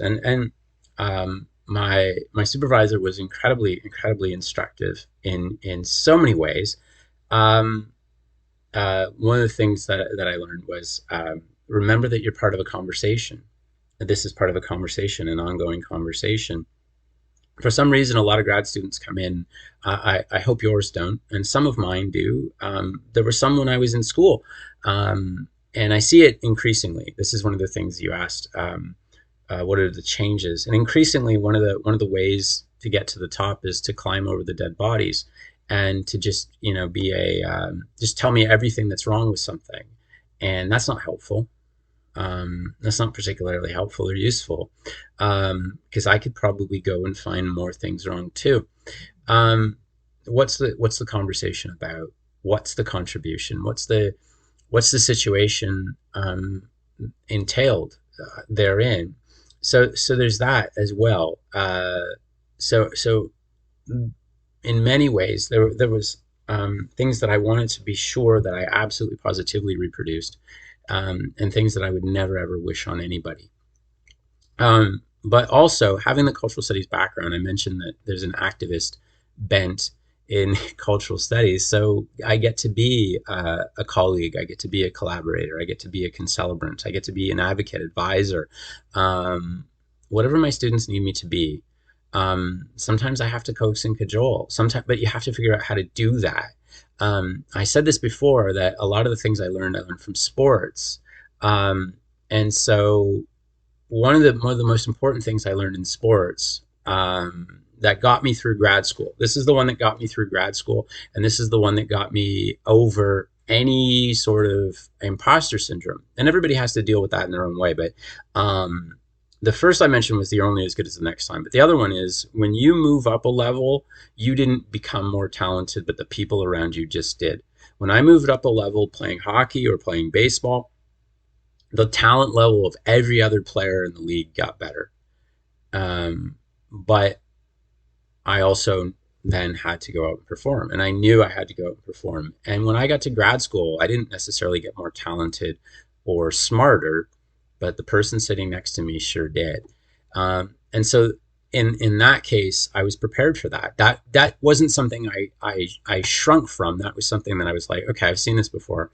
I know how I can deal with that. So one of the challenges is helping my own grad students, make that adjustment. It's not a way of saying, anything, necessarily that they're inadequate in any way. And that's the other thing, is that I tell my grad students day one, this is a lifetime relationship. Number two, you belong here. The university already decided you belong here. I spent a lot of time in my graduate school time, genuinely wondering, if what they're going to do to me is this, why did they let me in? Is it just for the cheap labor as a TA? What's going on? Because there were a lot of again, this is part of the time, the culture of the institution. It was rather stodgy at the time. And the idea was that we were very lucky to be there, and we were, but that the way that was portrayed wasn't always in the most favorable way. So one of the things that I do is I tell my students, all of them, undergrads and grads, the university's already said you belong here, so that's not my problem, and that's not my point. We've already gotten past that. You belong. I've decided you belong. So where do we go from here? One of the toughest things with grad students is the notion of grades and getting past grading. And here, one of the challenges is we're going to have multiple generations of students now growing up with standardized testing and worksheets. If I could do away with two things tomorrow, it would be standardized testing and worksheets. When my grad students get to me, especially the PhD students, one of the challenges is saying, look, yeah, I know you want your A. You want an A? I'll give you an A tomorrow. I can do that. Academic freedom, done. Can we get past that? And can we talk about the conversation we need to have? That's more important. Nobody has ever asked me, hey, Mark, why do you have an A minus in modern American poetry? I can tell you why I have an A minus in modern American poetry, but nobody's ever asked me. Nobody's even asked me what my comps were. They've asked me all kinds of questions in academic interviews. I've even been asked inappropriate questions. I've been asked, do you work out, bro? Which was kind of funny. So that's one of the things we have to sort of get past. What is it we're actually doing here? And one of the things that I remember is that when I graduated, I had 3 times the peer-reviewed presentations and twice the number of peer-reviewed publications my supervisor had when he graduated. And he was hired the year I started grad school. So in 7 years, 6 years, the market had changed that much. And the market has changed profoundly since then. So one of the things that I do is I help and try and foster professionalization every way I know how. One of the things that remains with me is that 2 of my grad students went to a conference, a big international conference, and they were able to meet a fellow grad student from a university, in-state university, sort of a competitive or peer institution. And the student from the in-state university, the competitive peer institution, looked at them and said, oh, well, it's really good that you're getting out, because your degree from that school isn't going to be enough when you get out. And the grad students were really taken aback by that and stunned by that. And they asked me about it, and I said, well, this is one of the things, like, this is why I'm trying to professionalize you, because rightly or wrongly, for every school, I think there's a particular challenge that happens, and I need my students to feel comfortable that I know they're world class, and that I'm world class too, and I can hold my own with anyone, and they can hold their own with anyone. So part of this is the end result is that the number one thing, and I mentioned this right from the get-go, is trust. I have to be certain that my students trust me. That's a big job. One of the ways that I do it is I will tell them flat out, I'm not going to lie to you. One of my students from years ago told me, you promised us you'd never lie to us, and you're the only one who never did. And that was heartbreaking, as much as it was complimentary and instructive. The thing that I take away from that is that if I have to give them a dodgy prof answer, and every once in a while we have to give them a dodgy prof answer for a variety of reasons, I will say flat out, this is going to be a dodgy prof answer. Let me give you a dodgy prof answer. The other thing that I do is, in terms of professionalizing the students, is that one of the things that happened to me, and this was partly because I had a new committee, because I was in a new field. I was the first. So part of that was that my dissertation had to be top notch. It had to be absolutely positively top notch. So I know what that looks like. So that builds in a bit of confidence that I know how to do this. The other thing that I can tell you is that because I had a new committee, one of the things that and again, this comes from having played sports, is that I know you don't coach a raw rookie the same way you coach a trusted veteran or a tested veteran. And at some point you have to trust your veterans. And I never felt really that I was trusted, and I never felt that I could trust. And that's important.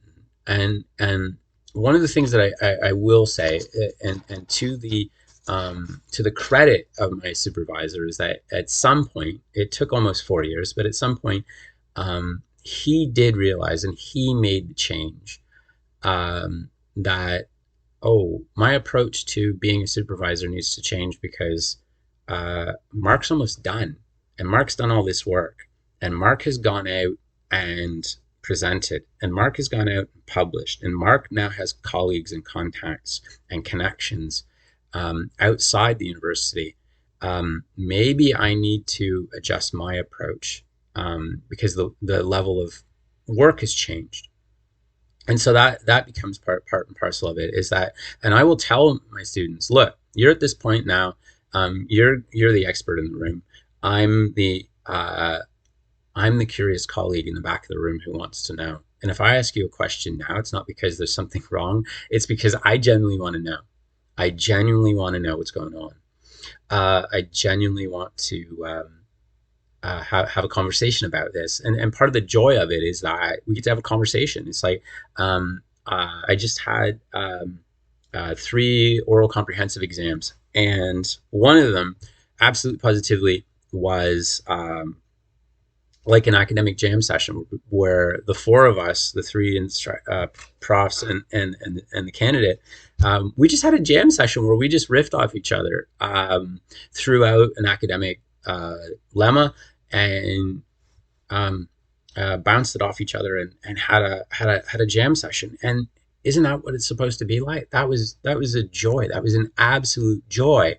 So one of the things that I also do is, when I respond to my students, and I will never ever give my students what we call, apologies, the shit sandwich, where you have the thank you for all your hard work, and then you give them nothing but a shit burger of don't do this, don't do this, do this, don't do this, don't do this, you made a thing, here's a thing, and then you put the last piece of bread on the bottom. Keep it up. Looking forward to reading more. That's horrible. I would never do that. One of the things that I also would never do is, and I hate this when somebody does it to me, is I will never ask one of my students, so what? And they do this all the time, and this is part and parcel of the teaching. I don't know where this comes from, and I wish we could put a stop to it. Is I never look at somebody and say, so what? That's not particularly useful because it's off-putting. Immediately, it's off-putting. I don't want to have a conversation with somebody who looks at me and says, so what? But if you ask me, why is that important? Can you tell me why that's important? How do you know? Like, who benefits or who doesn't benefit? That's a different way of posing it, and that's a different way of asking. So one of the things I do is I respond to my students cognitively and effectively. I respond to them. I genuinely respond. And I think that's an important skill that we need to know. But on the other hand, this goes back to that notion, like I said, that part of the tradition was that I fell into, was that the approach to teaching and mentoring was they just pushed you off the diving board and left you there. Like everybody's a captain of a ship at sea. And that was the approach. So I asked myself, in hindsight, what sort of mentoring did my supervisor have? What sort of scaffolding did he have? I'm lucky. I count myself as really, really lucky in so many different ways. And part of that, though, was that fearlessness, that I did go out and make these connections, that I did go out and involve myself in academic projects. I think of one in particular where it was supposed to be a committee member. They couldn't find me a committee member. So they said, go talk to this guy in sociology.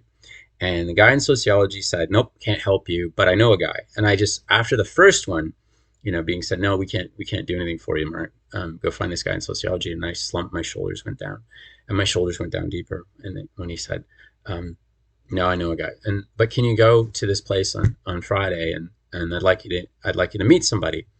And sure enough, I go there on Friday, and it wasn't just one professor who became a member of my committee.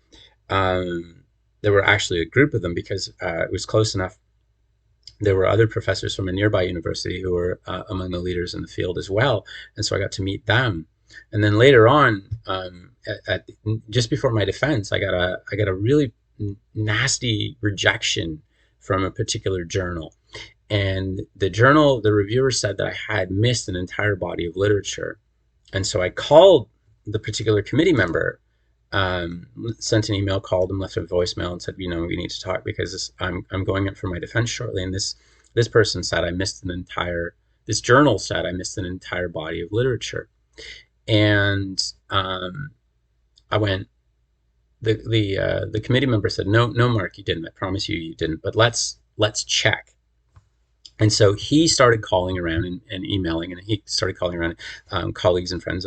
And sure enough, within a couple days, we had people from universities across North America who were like, no, Mark, you didn't miss anything. In fact, there's a guy at this place who just wrote a book. Why don't we put you in contact with him, and maybe we'll get him to send you his book and you can review it. Okay. And then I called, and one of the places I called was the University of Kansas. And I actually got a note from someone at the University of Kansas the day that their basketball coach resigned to take the job at North Carolina. And this is a huge rivalry. And Kansas is a huge basketball school. But somebody took the time out on a day like that to send me a note and say, and her dissertation, which she had just finished, she was in the registrar's office actually, which she had just finished, was on this particular topic that was in my dissertation. And she said, no, Mark, you didn't miss anything. In fact, there's a collection coming out. Why don't you contact them? And let me put you in contact with this. So if you go to my LinkedIn, you'll discover that there are all these contacts that I had fortuitously, sort of because of the fearlessness, the relentlessness, the attention to rigor. And also, so now I remember, okay, I got this nasty review that was dismissive and it was off-putting and it was horrible. And it was wrong. But at the same time, what came out of that and how did I approach it? How did I come back from the scuffle? So there's that. So I think about it in those particular ways. And it was, part of it was, again, nothing that I got out of school, but about a sports. When somebody knocks you down in a hockey game, you got to get up. You got to get up. The play goes on. So some of it comes from that.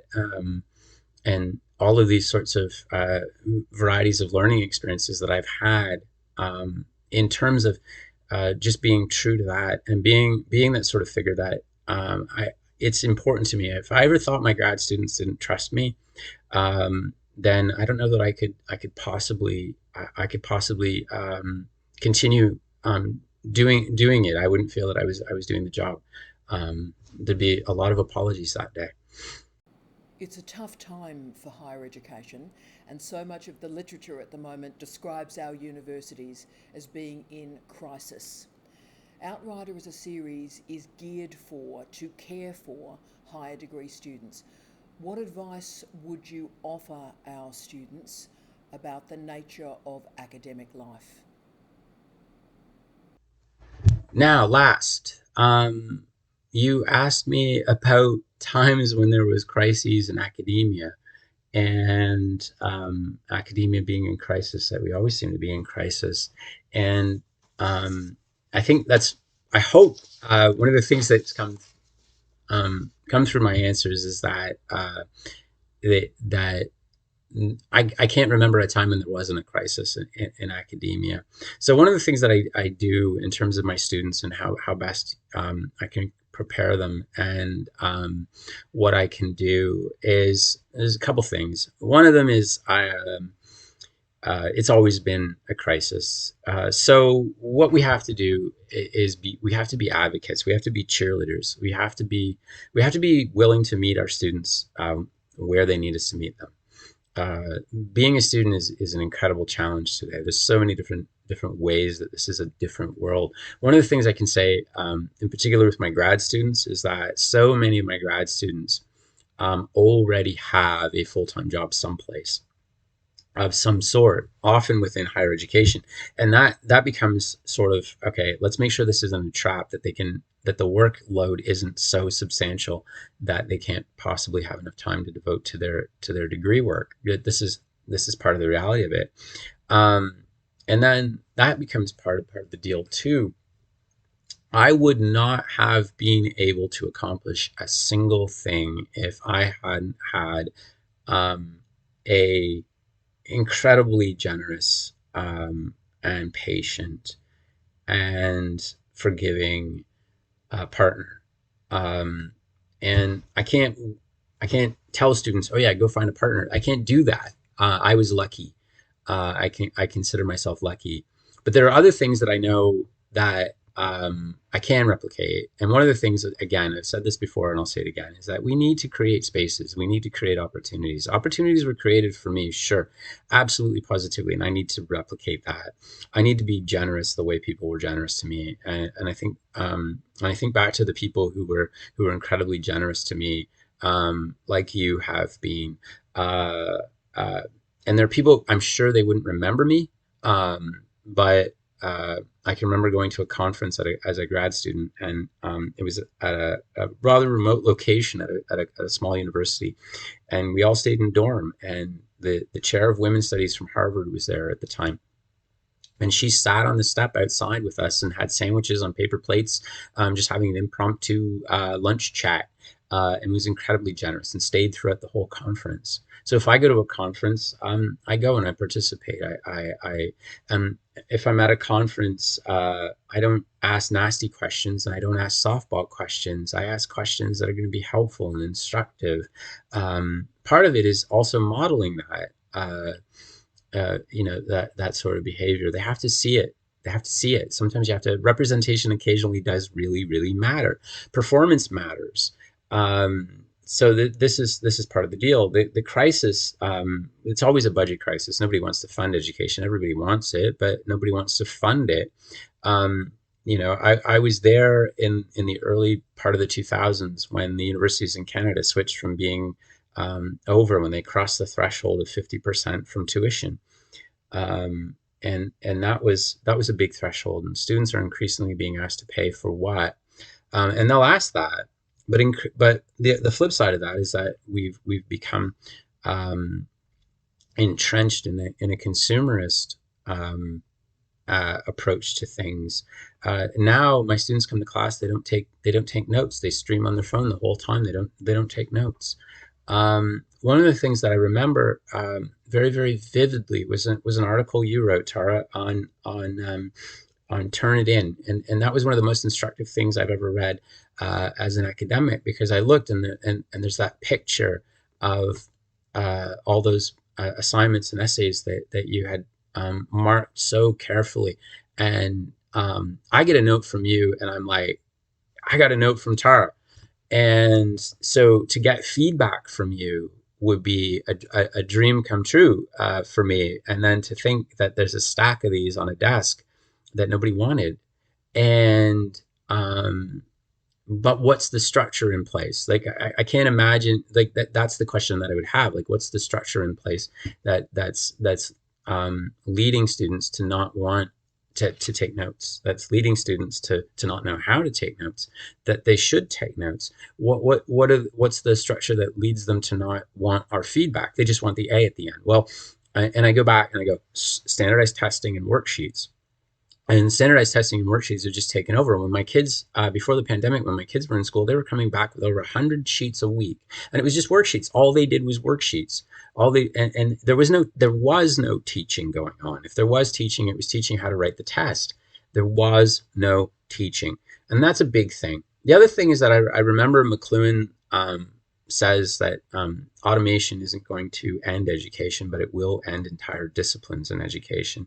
And this is one of the things where I think I'm better prepared, I think, for these kinds of things. And so as much as I've bounced around and had to reinvent myself, at the same time, I also know that I can have a conversation with just about anybody. And I think that's really, really important. I'd rather have a conversation than an argument.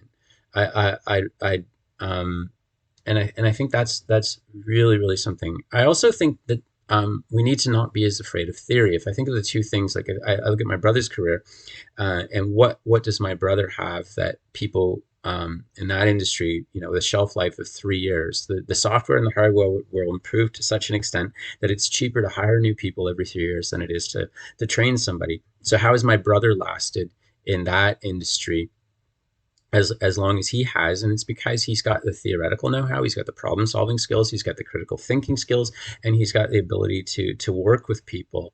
He's got a whole host of skills that we sort of overlook, take for granted, that I think also, to go back to one of your earlier questions, that the humanities degrees can give us in just as a matter of what we do, if we're doing it. So I think we need to do that. Again, as I said, I tell my students, this is a lifetime relationship, and I really do believe that as a colleague, as a mentor, as a reference, someone that is there. I'm a shameless cheerleader for my students. I really, really am. I want them to succeed, and it's not just a factor of that their success is my success. I'm good with where I'm at. I genuinely want them to succeed. It's really important. They deserve to. So one of the things that I do, again, as a matter of course, if I don't know an answer, I will find someone who does. If I know someone who can help them, or I can find them a resource, I will do that. It's that extra bit. Like, I always look at it, in terms of availability, adaptability, approachability, and accessibility. And accessibility also has to do with time. How much time can I afford to donate? Sometimes it's donating time. How much time can I contribute? How much time do I have? My time is increasingly scarce because of all of the committee demands and other things that go with it, all of the unpaid labor that goes with academic life. And that's one of the things that we also need to change, is the notion of the unpaid labor. There is so much unpaid labor that goes on. When I started, one of the jokes, and I mentioned this before, that my contract went from 1 contract to 6. And so that 1 contract, I was on a 3-3 load, when everybody else in the department, the tenure stream people, so those were people not yet with tenure, and the tenured people, they were all on a 2-2 on the same base contract. But I was on a 3-3 because I was renewable. And they joked, the chair of the department openly joked in front of me to my face that they didn't want to hire me and convert me to tenure stream because they'd lose 50% of my teaching and they'd have to find 50% of my teaching. And then you go and you look at what are the classes I was teaching. I had classes ranging from 80 to 300. Third year class was 85, and I had to mark every single assignment myself. I had no TA support. I had no graduate assistant support for that. I had classes of 300 where there was one, I had two sections that totaled over 400 together, the same class. I had to grade every single exam by hand by myself. And they would joke, oh, we'll lose 50% of the teaching. And at the same time, I was expected to publish and sit on committees at the same rate as those other people. And then they changed it to 6 contracts, 6 individual contracts. And they wanted that to be at less than 3/4 the salary rate because they were individual contracts. And that was the move. And so this is happening, and this is happening elsewhere. This is happening around us. How did I get out of that? Well, one of it was hard work. Put your head down and work hard. That is not a bootstrap. That is a fearlessness. There has to be a fearlessness and relentlessness about it. And that's the only way I've been able to do it, is just fearlessness and relentlessness. So what can I prepare my students to do? And part of it is adapt. Part of it is have the flexibility. Part of it is have the knowledge and skills that don't have a shelf life. What are the things in this world that don't have a shelf life? And also, what are the swaths of education that are not going to be rendered obsolete by technology and automation? How can we deal with that? So this is the thing. If I were entering into an academic career, the biggest thing I would say is that I was given 3 bits of advice when I started in grad school. I was given 3 bits of advice by 3 professors I genuinely respected. The first bit of advice was be a sponge. And that was absolutely positively true. Be a sponge. And I soaked up everything, every bit of things I could get. I wanted it all. And in that regard, I can also again thank Michelle for being such a generous partner and teammate throughout all of this. So that if we had to go to the library, we'd go to the library, and that's what we would do. The second bit of advice was, again, the generosity piece. Be so generous that generous is the only defense, because you're going to run into people who are going to be monstrously individualized, monstrously competitive.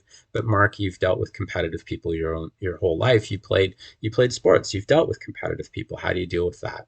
So dealing with competitive people was really helpful. But the idea of be so generous, that the only defense is generosity, that definitely came true. The other bit of advice was, don't let your dissertation be a ping pong ball in a department. Don't let the politics of the department catch you up. And that's one of the things that I can say that happened. My dissertation, I mentioned it before, became sort of a ping pong ball, and nobody would publicly, this is part of the culture of the not in front of the children sort of mentality that they had at the time, but nobody would publicly say a word of support, for fear that somebody else would know that, that's how they thought. So it was always very, very, very guarded. And I can understand, being on the other side of that, why there's a necessity for guarding it. But at the same time, my students need to know that they can trust me, that I've got their back, when it comes time to it, that I will necessarily do whatever I can to act in their interest. So what would I say? I don't really have advice. I don't like to give advice, because certainly my career doesn't lend itself to giving advice. I would never tell anybody, I'll tell you what I've done. I'll tell you what I do, but I won't tell you it works. I won't tell you it's good, and I definitely won't tell you it's right. It's what I did to get through.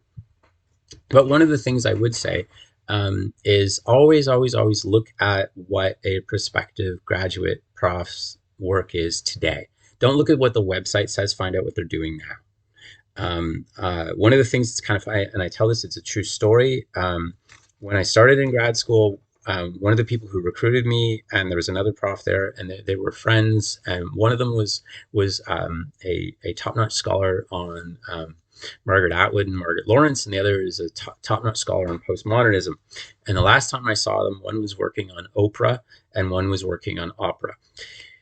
And I say that because the website might say this is what Ouellette does, but today I might actually be working on something very, very different. So find out what they're working on now. Find that fit. Find where you fit. Find that fit. The fit matters. The fit really, really matters. At some point, words have to hit the page, and words hitting the page is never a bad thing. Writing is itself part of the process of figuring things out. So even words that you might not think are the best, words hitting the page is actually a good thing because it's part of working out the problem. I've had days where I was like, it took me 300-400, and there's one paper here, it took me 3,000-4,000 words before I actually started writing what the actual problem was. And I still have the 3,000-4,000 words that I haven't published, but I needed those because that helped me work out the problem. That helped me reach a solution, or what the ultimate, if not a problem or solution, what the ultimate argument was, the point I was trying to make. And so sometimes writing, the act of writing itself, is part of working things out. And that's baseline Vygotsky.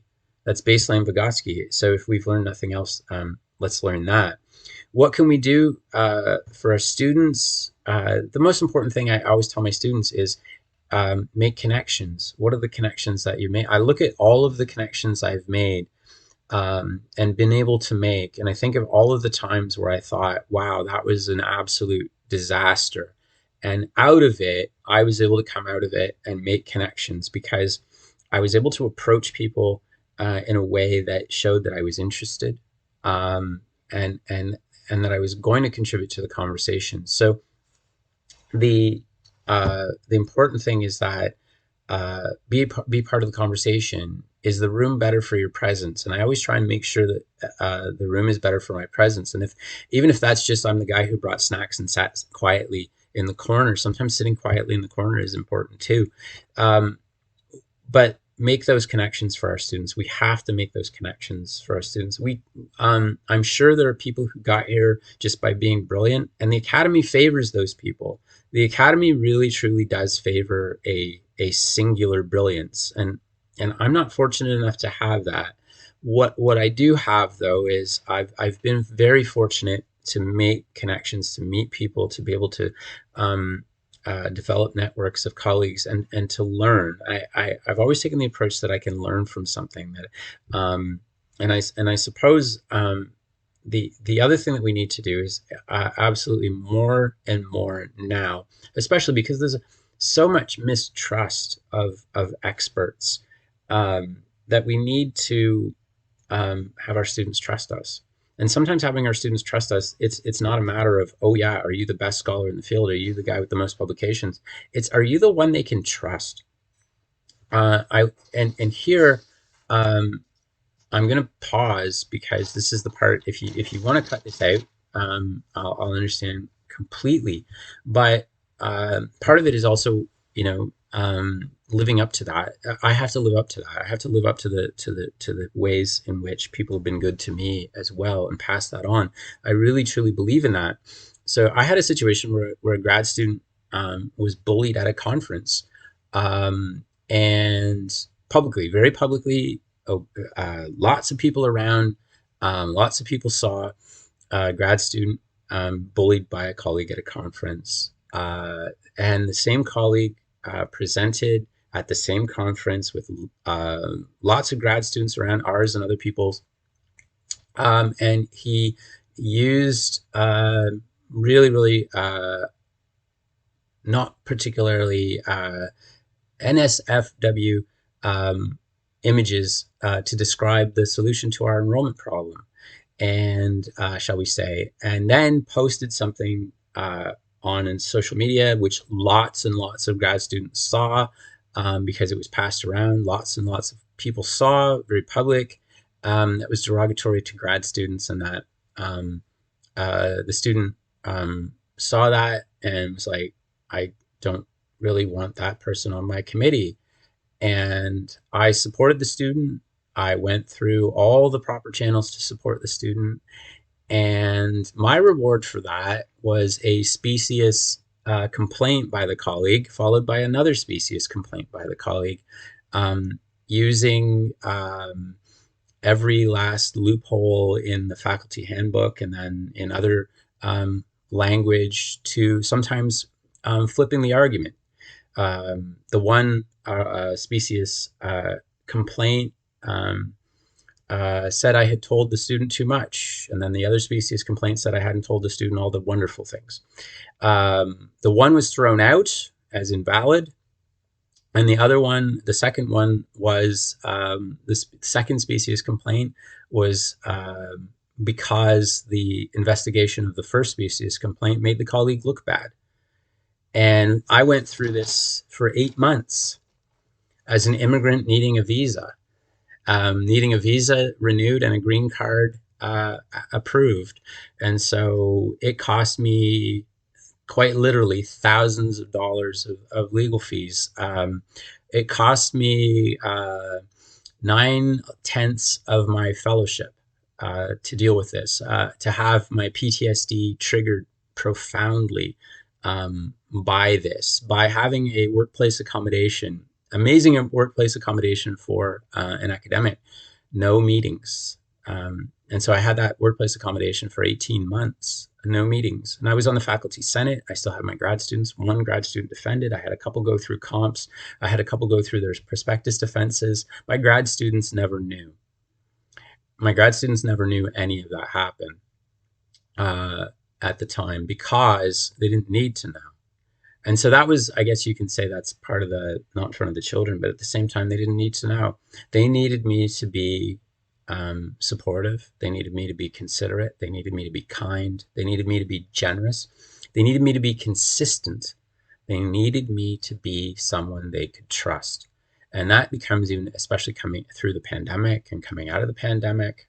And then in the atmosphere, I have students working on topics that they may be afraid of what might be said because of the topics of them, because of the backlash that's going on right now against not just feminism, but against the physical danger for women, especially women in feminism, for 2S LGBTQ plus people. There is genuine daily pernicious danger out there. And my students need to know that someone has their back, that someone can be trusted. And I think that's the biggest, most important thing, regardless of all of those individual comments. And they were tremendous, and every one of them matters, and every one of them I will try and replicate, and every one of them, thank you.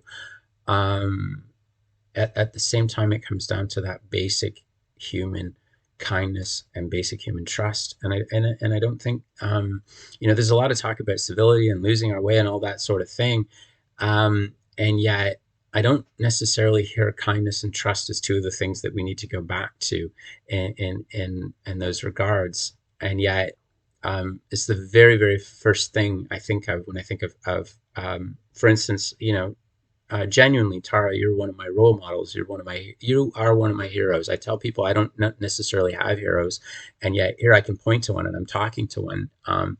I think kindness, generosity. I think of that persistence, that spirit of curiosity, all of those things, and our grad students and our undergraduate students too. Let's not ever forget them. I know you talked about me about. Particularly about being a PhD supervisor, but our students, I genuinely learn from everyone. I can learn from anyone, and students keep me on my toes. They keep me excited. They keep me interested. I learn something every time I teach, and that's important that I go in with that sort of attitude. And I think that's where I'd really like to end. So I hope I've given you something that I can. That will be useful to you. I've probably talked way too much, and you can just send me a note that says "Shut up, Mark." But I wanted you to be have enough that I thought through. If this is terrible, let me know. But sometime it would be wonderful to actually be able to talk. I hope this is useful, and thank you so much for including me. This has been fabulous. I hope I've done it justice. I definitely I hope there was hopefulness in that, because that's really the thing. I really do mean that. There is only one sin, and that sin is despair. Uh, and so I kind of remind myself that, because it there is that, um, that sense that, what are we gonna do next, right? So I really admire that, about everything, you've done. Um, there's always, there's always that hopefulness, and that spirit of inquiry. And thank you for that so much. Give our, very best, to Jamie, and obviously our very best to you. Thank you, so much, for including me. This has been just a truly humbling experience, because I had to stop and think about this, really carefully, and dig, uh, and that's been, illuminating as well. So thank you even just for that. Mark, thank you so much. Thank you for your friendship over decades now. Thank you so much for your commitment and your courage in believing in the humanities, believing in the project of the arts. I thank you for your leadership, and I certainly thank you for all the time and the insights that you've given us. I thought this would be a tiny little vlog where I could engage my wonderful friend Mark to talk about some difficult concepts and ideas to enliven and enable our students. And this Outrider has ended up being so much more than that. It remains a commitment to internationalisation, but it remains a commitment to the importance of sharing difficult ideas with decency and respect. Can I say an enormous thank you to everybody who has stayed with us through the Outrider series, all our wonderful subscribers to the channel who knew this was a thing. Thank you so much for your support. I wish you every success next year, and as always, I wish you love, light, and peace. Tea out.